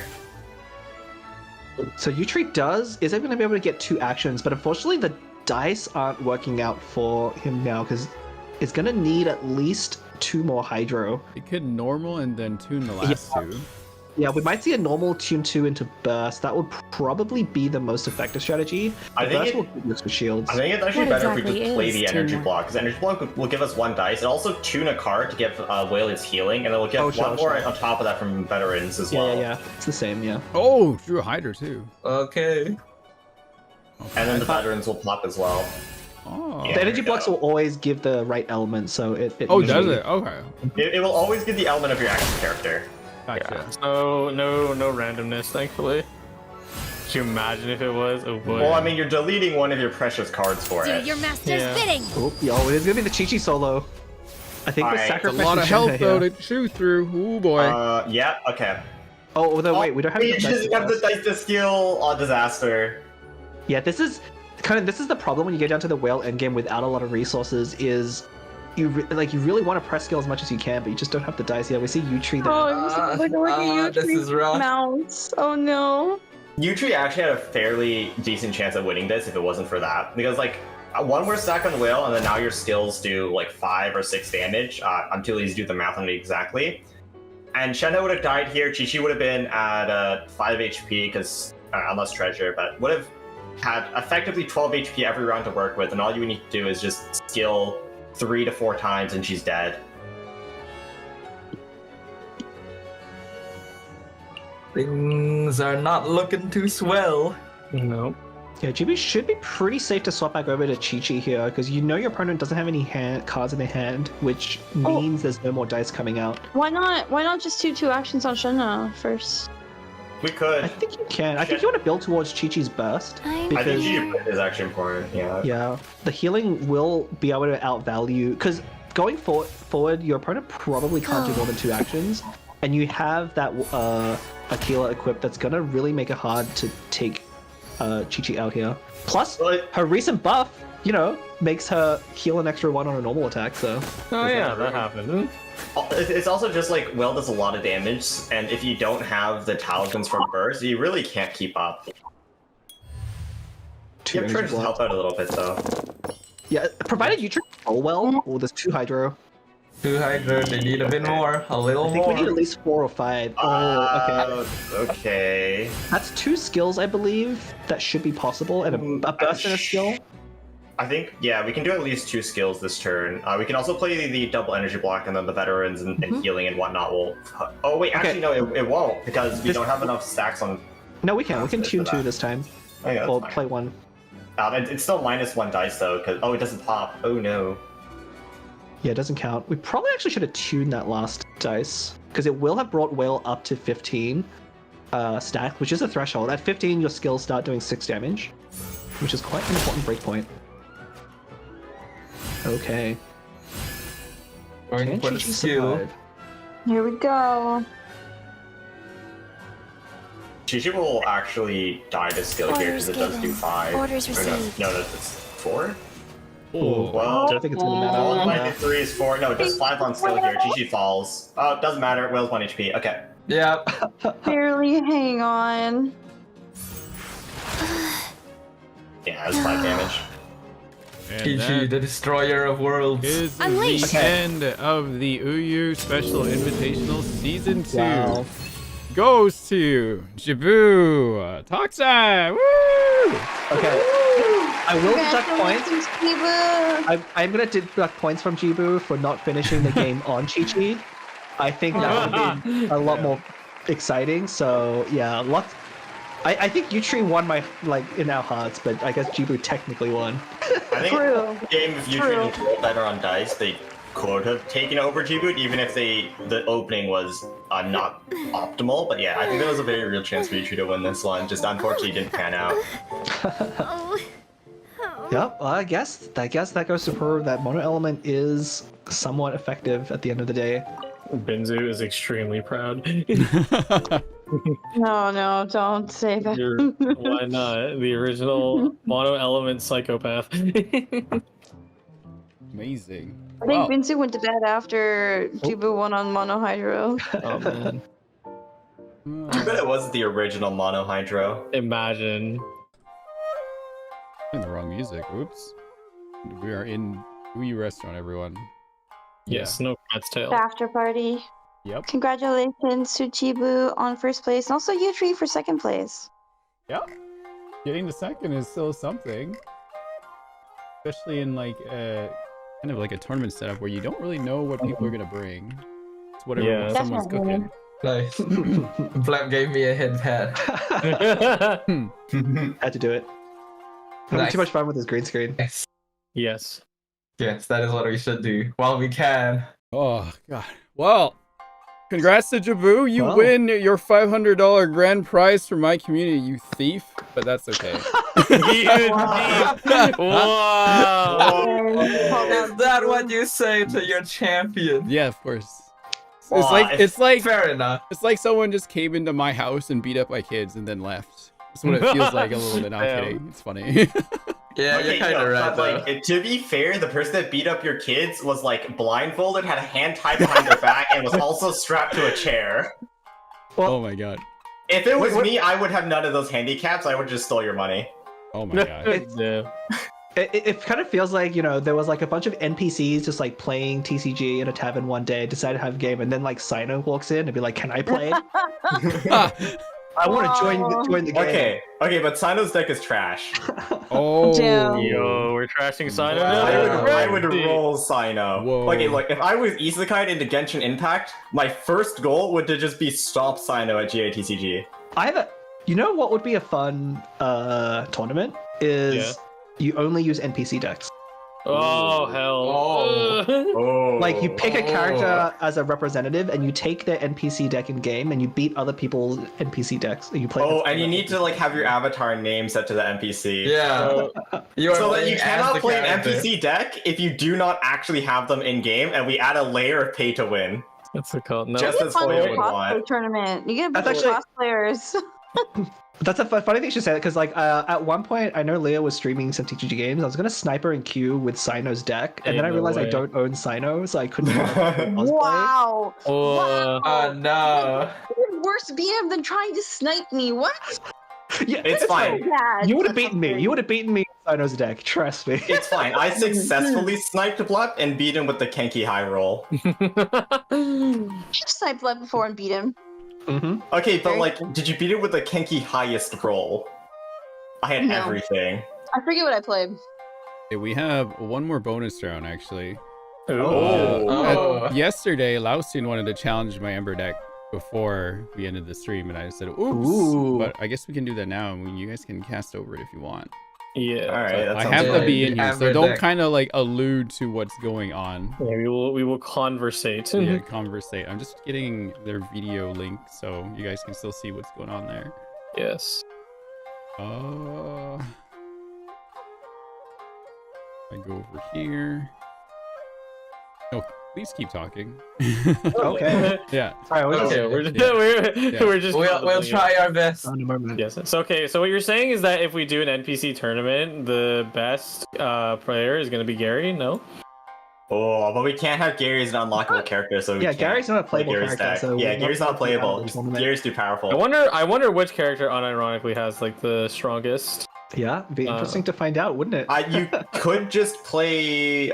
I think like Ayaka has a real deck. I'm pretty sure Ayaka's just running Ayamiya, and you can make that work. No, but the problem is that's like old. It's really old Ayamiya. Yeah, It's like some of the decks are definitely outdated. It can still be good though. I actually yeah, wanted but to like all go of the back and NPC update decks are them. kind of troll. There's a chance We that need- some old decks that don't work the way they used to because of changes to cards. Yeah, no, exactly. That is It's a also big true, issue. yeah. True. But I we feel needed like- someone to play those decks from Okay, that but event. the thing is though, even if the support card list doesn't work out, you also need a list with like real character cards as well. Because like, there's no way you can make Kokomi decks work. Like Kokomi's running Kokomi Barbara and then someone else has negative pressure. You'll never kill your opponent. Binzu begs to differ. And unlike Binzu stall decks, you don't run enough healing and sustain cards to actually last until round 15. I trust. Don't play Yai's deck either. Also has no pressure. Definitely not. Yeah. I don't actually remember the full roster of cards anymore. It's been too long. I can definitely recall that. Definitely any of the decks that were released specifically during it was the December patch, right? Which one was that? That was 4.3, right? Those ones are really weird because like they kind of just tried to make like a quota check to make sure they tried every single new card that came in, and some of them just make no sense. It's like, wait, none of these sync up. Like, why are you doing this? Ooh, okay. Oh. Is the dual dice screen on OBS right now? Yes, Yep. it is. Okay, let me just remind me to move it away. Gotcha. Ooh. Man, I wish I could ask some questions about this deck right now, just to get your thought process, but that'd be spoilers for what cards you have. You can ask. Well, we're on a delay and Laostin can't hear me, so you can ask me. Oh, that's true. Why are you running... what's with the Skyward Bow? I forgot the name of it. Skyward Harp. You're correct. Yeah, there we go. Okay, so in the perfect setup, with any reaction like Melt, Vape, or Overload, Ember can do 10 damage in one hit. Correct. Okay. Go ahead. Sorry. What about Sack Bow? It's in my deck. I have it here. Yeah, but like, why that over King Squire? Because you are running Unseen Razor. I kind of like the surprise hit, personally. And it kind of comes in clutch too when you want to just take him out with 4 damage on a hit. And it's kind of helped out quite a... Oh my god, I don't like this setup. What happened? I can see the argument with the Skyward Harp. Oh, we need to flip back the view. Oh yeah, we need single screen. Oh, there. Our production is busy. We should probably just keep it. I have a really funny turn one here. I have a hotkey on my board here. Okay. So, yeah. Great. Okay, so guys, hear me out. What if the play this turn was Vanessa into Fischl skill into Paimon Libid? Thoughts? No. It's 9 dice. It's 9 dice. Thoughts? It seems like a very greedy idea.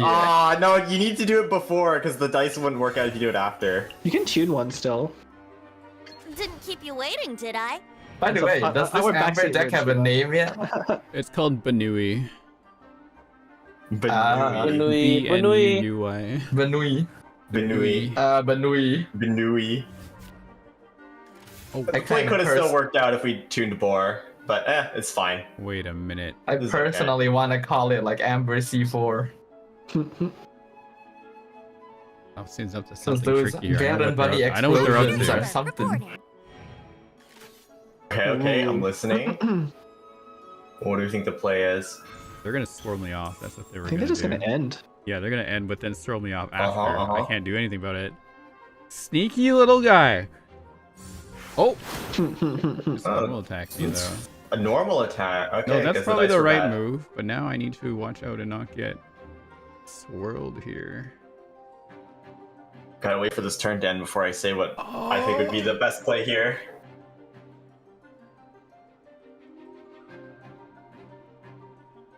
Man, this brings me back to the days when like GITCG just released. We're all sitting in the VC and we're yelling plays at each other, just like the backseating. What do you mean we still do that? We still do that. What do you mean? This way, I can overload Sucrose off right away because I'll get hit by this. Amber Bunny will explode and then force Sucrose to Sara. Sounds good. Interesting. I can see the vision. I see the vision. I do lose my ramp though. That was what I was trying to do here. Yeah, you do. That's fine. It's not the worst thing in the world. So, it'll be fine. this is basically the end of your turn. Well, I think the. Hang on a second. Hang on a minute. I think they saw through my plan. I'm assuming it's a swap Sara here. I think so too. Shouldn't be really any Maybe other card you want to Kazuha, go so to. they can go back to Sucrose. Yeah, you sneaky little guy. Okay, so I don't like this play from Lao Xin because I can. Yeah, you get your swirl, but it's fine. It's mainly because Kazuha and Sucrose are both like your damage source, and as soon as Sara gets that first initial Electro Swirl, it just really doesn't matter. And also, you're gonna get overloaded onto Kazuha anyway, so who cares? And I'd much rather just tank the damage on Sara instead. Because we did that swap, as long as Rin gets turn priority, Rin is always able to dodge the initial swirl no matter what by going over onto Venti. So there's no point tanking the damage on Kazuha. We should have tanked on Sara, because I mean, it would have overloaded onto Kazuha anyways, and then if Rin ended on or selected an Electro character, sit on Amber or something like that, we would have still been able to get a swirl anyways. That aside, though, the play I personally would have preferred from Rin was, instead of Amber Talent, we just end. Just end. Because what happens afterwards is Amber's going to get Electro either way, but then after that, we can swap to Venti, and then even if Lao Xin is on Sucrose, it doesn't matter, because Venti has no aura, we're not going to get a swirl.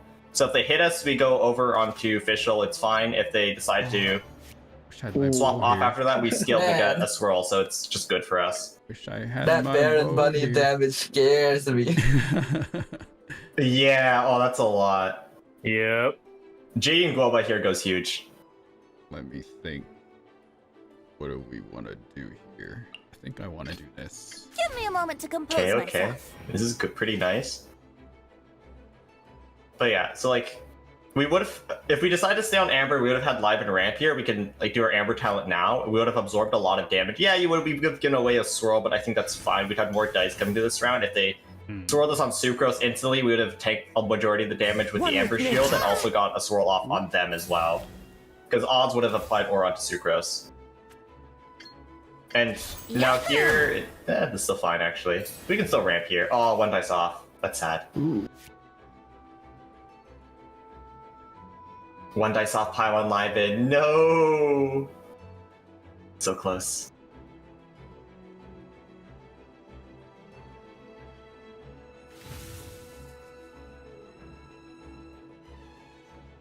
Tuned that card instead of card 1. Interesting.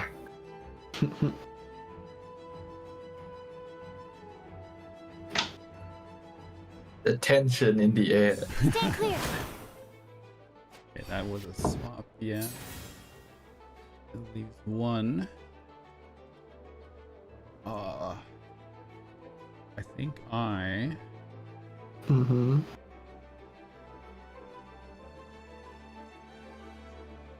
Waste of dice, though. That's the problem here. We go there. Yeah, I think that's the best play available. I think I have the play. Oh, okay. Actually, I have an idea. Outrider Amber, report. I wonder if you see the line I do.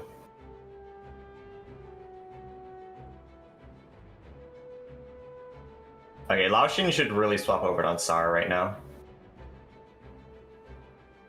You already got your initial Electro Swirl. Sara actually doesn't matter right now. You should swap over onto her.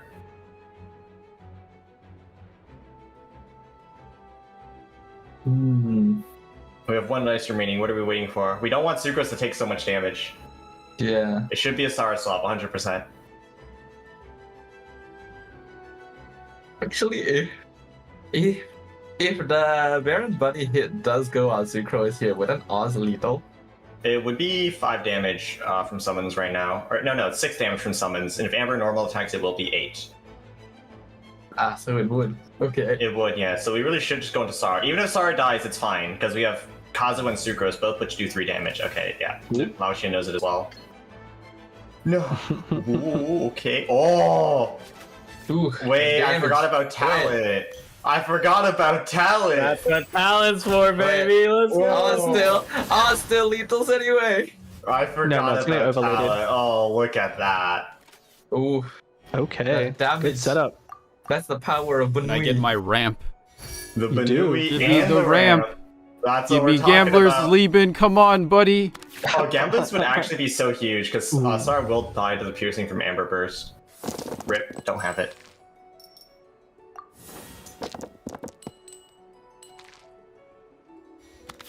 Not bad, not bad.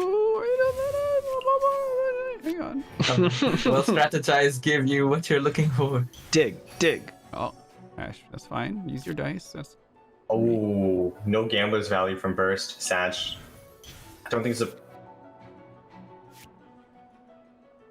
Normal here with Harp was 4. Scale put the Amber Bunny down. Wow, that is. It'll do 2 plus 10. 2 4, 10. Oh, yeah. Why am I mathing this out? You told me it did 10 earlier. Math is in your blood. It is. I don't want it to be sometimes. Rin already knows the math. Unfortunately, Sumi, it seems to always be. I'm sure Rin's already destroyed many an opponent with the 10 damage. Yes, it is the most satisfying thing you can do with Amber. Wow. Do you know how much I had to swap stall against Rin when I was playing against her? I had to swap stall so much. Ooh, Entropy, let's go. I haven't seen that card in so long. I really miss Same. seeing Sucrose talent. It's I used to play a lot of like Watch Sucrose this. double anemo. Oh, Oh, not quite enough Not quite, but it's close. What were we missing? Oh, is it the reaction? That's the reaction. It's the reaction, yeah. Yeah.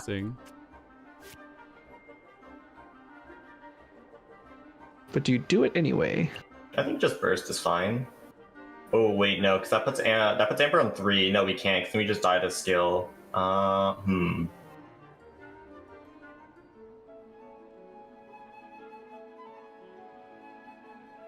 It makes the element it absorbs do +1, so it's basically Shenhe Burst if it absorbs an element. Oh god. This is an awkward place. To be honest, it may have been better not to equip the Skyward yet. Yeah. Oof, miscalc. Hate to see it.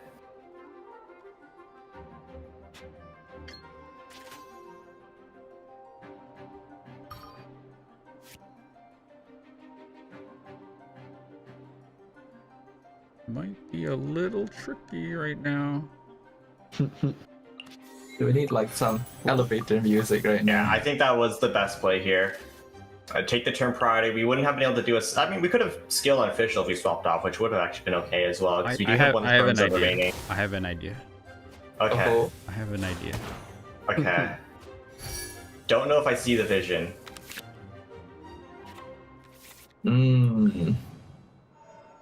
Yielded. Interesting. Do you have a Timaeus or something in here? Because otherwise it's just -1 dice.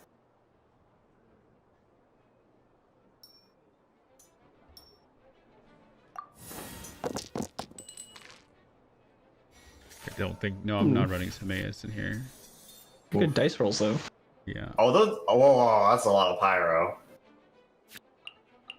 I wish I was this lucky. Wonder what the vision here is.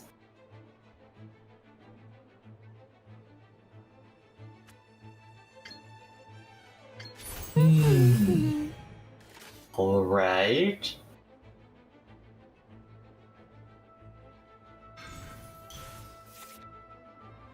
Does Amber's Baron Bunny shield 1 or 2 damage? It's one instance of 2.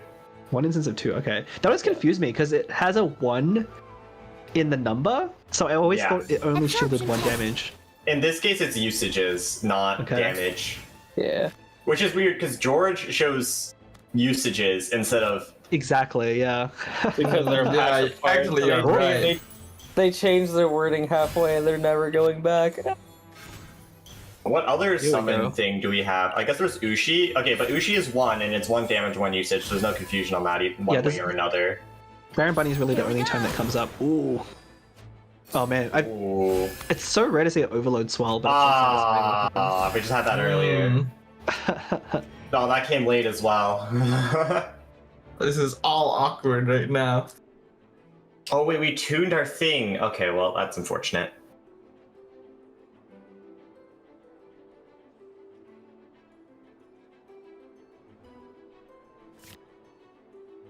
Series of unfortunate events unfolding before my eyes.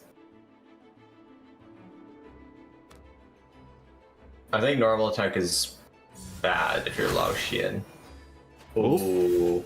I think I should have skilled.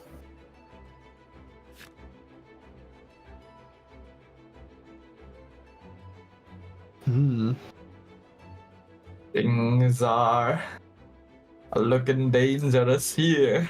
Afraid they have a woven in their hand. Oh, I mean, they could have one. It is double element.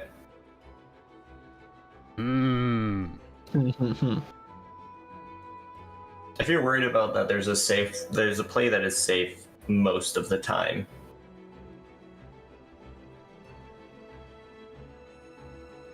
I mean, with Woven, the most they could do is one more action after this, right? So what are we really afraid of? I just don't want to switch versus Crowley. That's why I didn't want to switch over. Yeah, we're not afraid of anything. No fear, no fear. Heart's pumping right now. Ooh. Ooh. Okay. Ooh. Oh. Ooh. We're in a bit of trouble here. That sucks. Ooh. Ooh, this is not good. That is not good. That's no good. Wait a minute. Leave it to me. Will we finally get our second winner of the Rin Gauntlet? Thinking. Think.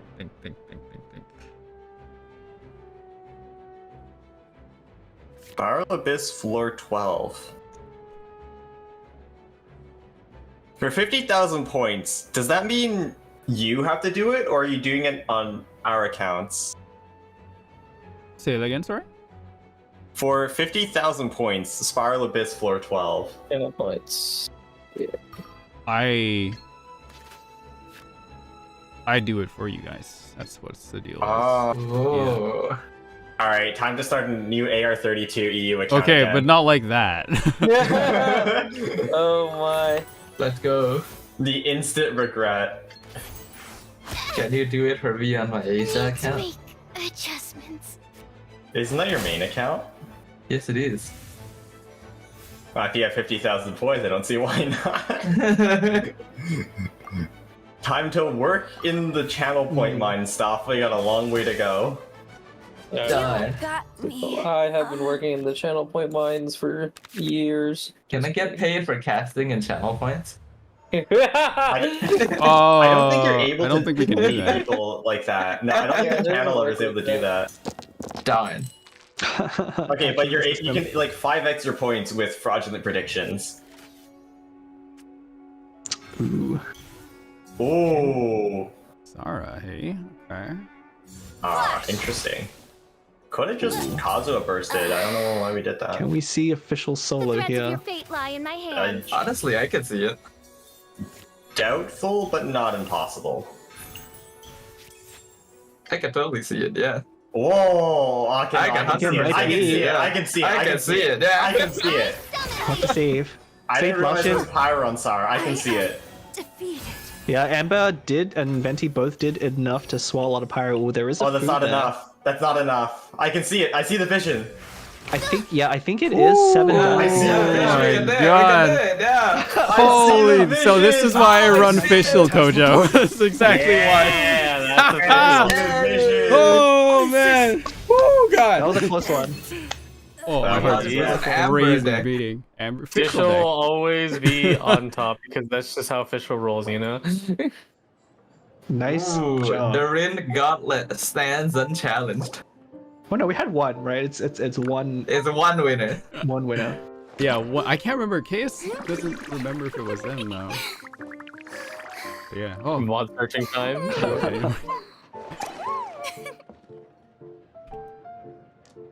Wait, no. First. Didn't draw my ramen. So it was. Ah. Anyway, all right. All right. Oh, all right. That was a fun time. That was a fun time. Indeed. Congratulations again to everyone who has played in the tournament. Oh, hey, would you to look Gitcg. at that? It's almost time for the Prince Cup Pacific to start. Oh, I need to eat dinner. Is it still one more day? One more week, yeah. Oh my gosh. Yeah. I thought it was done yesterday. No, we got one more left. Oh. Why are you guys all here? We have Oh my one god. more week. Well, it's not today, right? One more week. No, it's next week. It's Or, next no, week, I guess this week. It's this week. It's Tuesday. Yeah, it's this week. Sorry, my I've been like reverting my time schedule to like plus 12 hours, so it's really messing with my sense of time. Yeah, I'm nocturnal right now. It's a little frustrating. Yeah, me and Doug really. That sucks. We're chilling. Yeah, that. I mean, on the one hand, I always love my time in the casting booth. On the other hand, I don't think it made like grooving my sleep schedule that much would have been worth it. I don't know. I've been so messed up if I had to do that. Oh yeah, no, it is a mess. I think I've almost missed my call time a few times because I've just been so sleepy. I've almost just dozed off. You may think that, like, you know, the many nights that you stay up gaming is like you're gonna be fine, and then you do it and you're just like, well, no, it's just my call is 5 a.m. It's terrible. I'm too old to pull all-nighters anymore. I tried that a couple of years ago. Just like I did this when I was a kid, and then I could do it again, and it did not go well. No, I get you. Yeah. Is the age getting to you, Blood? The older man knees. No, I agree with Blep. I'm old too, right? And then I can't do it anymore. I'm gonna die faster if I don't get my sleep. So I got too much I want to do still. Sleep is so great. Why would you not want to sleep? I need that all sleep. I want to do. It's good for you. It fixes your body. You feel better in the morning. You can play more games, like whatever you want. Just go to bed. But casting is fun. But you can sleep and then you can go cast. Exactly. What you need to do is learn how to cast while sleeping. Yeah, exactly. Stop. what you're saying is that you want me to induce sleep talking. Yes. But anyway, thank you all, my caster co-hosts, for joining me on my community tour. I appreciate it very much that you guys joined me today. I really appreciate you hosting the tournament, Rin. I mean, like I said, the community Thank you tournaments for having us. are so fun. Sorry for my technical difficulties. No worries. But there's so much work to put in. Sorry, what did you say, what? Oh, I said that just so much work that goes into them. Yeah. Yeah. I mean, I really enjoy the part of just setting things up and like running kind of these shows. That's why I kind of prefer the director kind of role over being on like a casting position. Yeah. Maybe like I wasn't joking when I said maybe I'm in my arc where I start making productions and hiring people to do them. So yeah. But, hey. yeah. Funded by the chat. Thank you again. Shout outs to Get On Out and Alido for providing the prizing. Speaking of people that did win the prizing, I'll be in touch with you soon about how to get the prizes sent to you. But yeah, that's it. We finally finished one of the Donathon goals, everybody. Hey. Yay! All right. Yay! Good job. Yeah. Now we'll go show this to our boss and be like, see, we can do stuff like this. Right? Yes. Yeah. And speaking of our boss, if you enjoyed this production, be sure to tune into the Prince Cup Pacific. That way we can pay the bills too. Yeah. Yes. All good. I might start another stream right after this, after I like clean up the setup and everything. I might just play some mahjong for the rest of the night. But for my friends here, once again, thank you for joining me. That is all. Yep. Thank you for having me. Yeah, no problem. Yeah, we should be here. Chat, I might be back. Give me like, I don't know, half an hour to set up or something like that. But other than that, that is the end of this Uyu Season 2 special invitational. Woo! We're on a delay. Woo! All right. Bye. Yeah. Everyone say goodbye on the bye screen. Bye. Bye.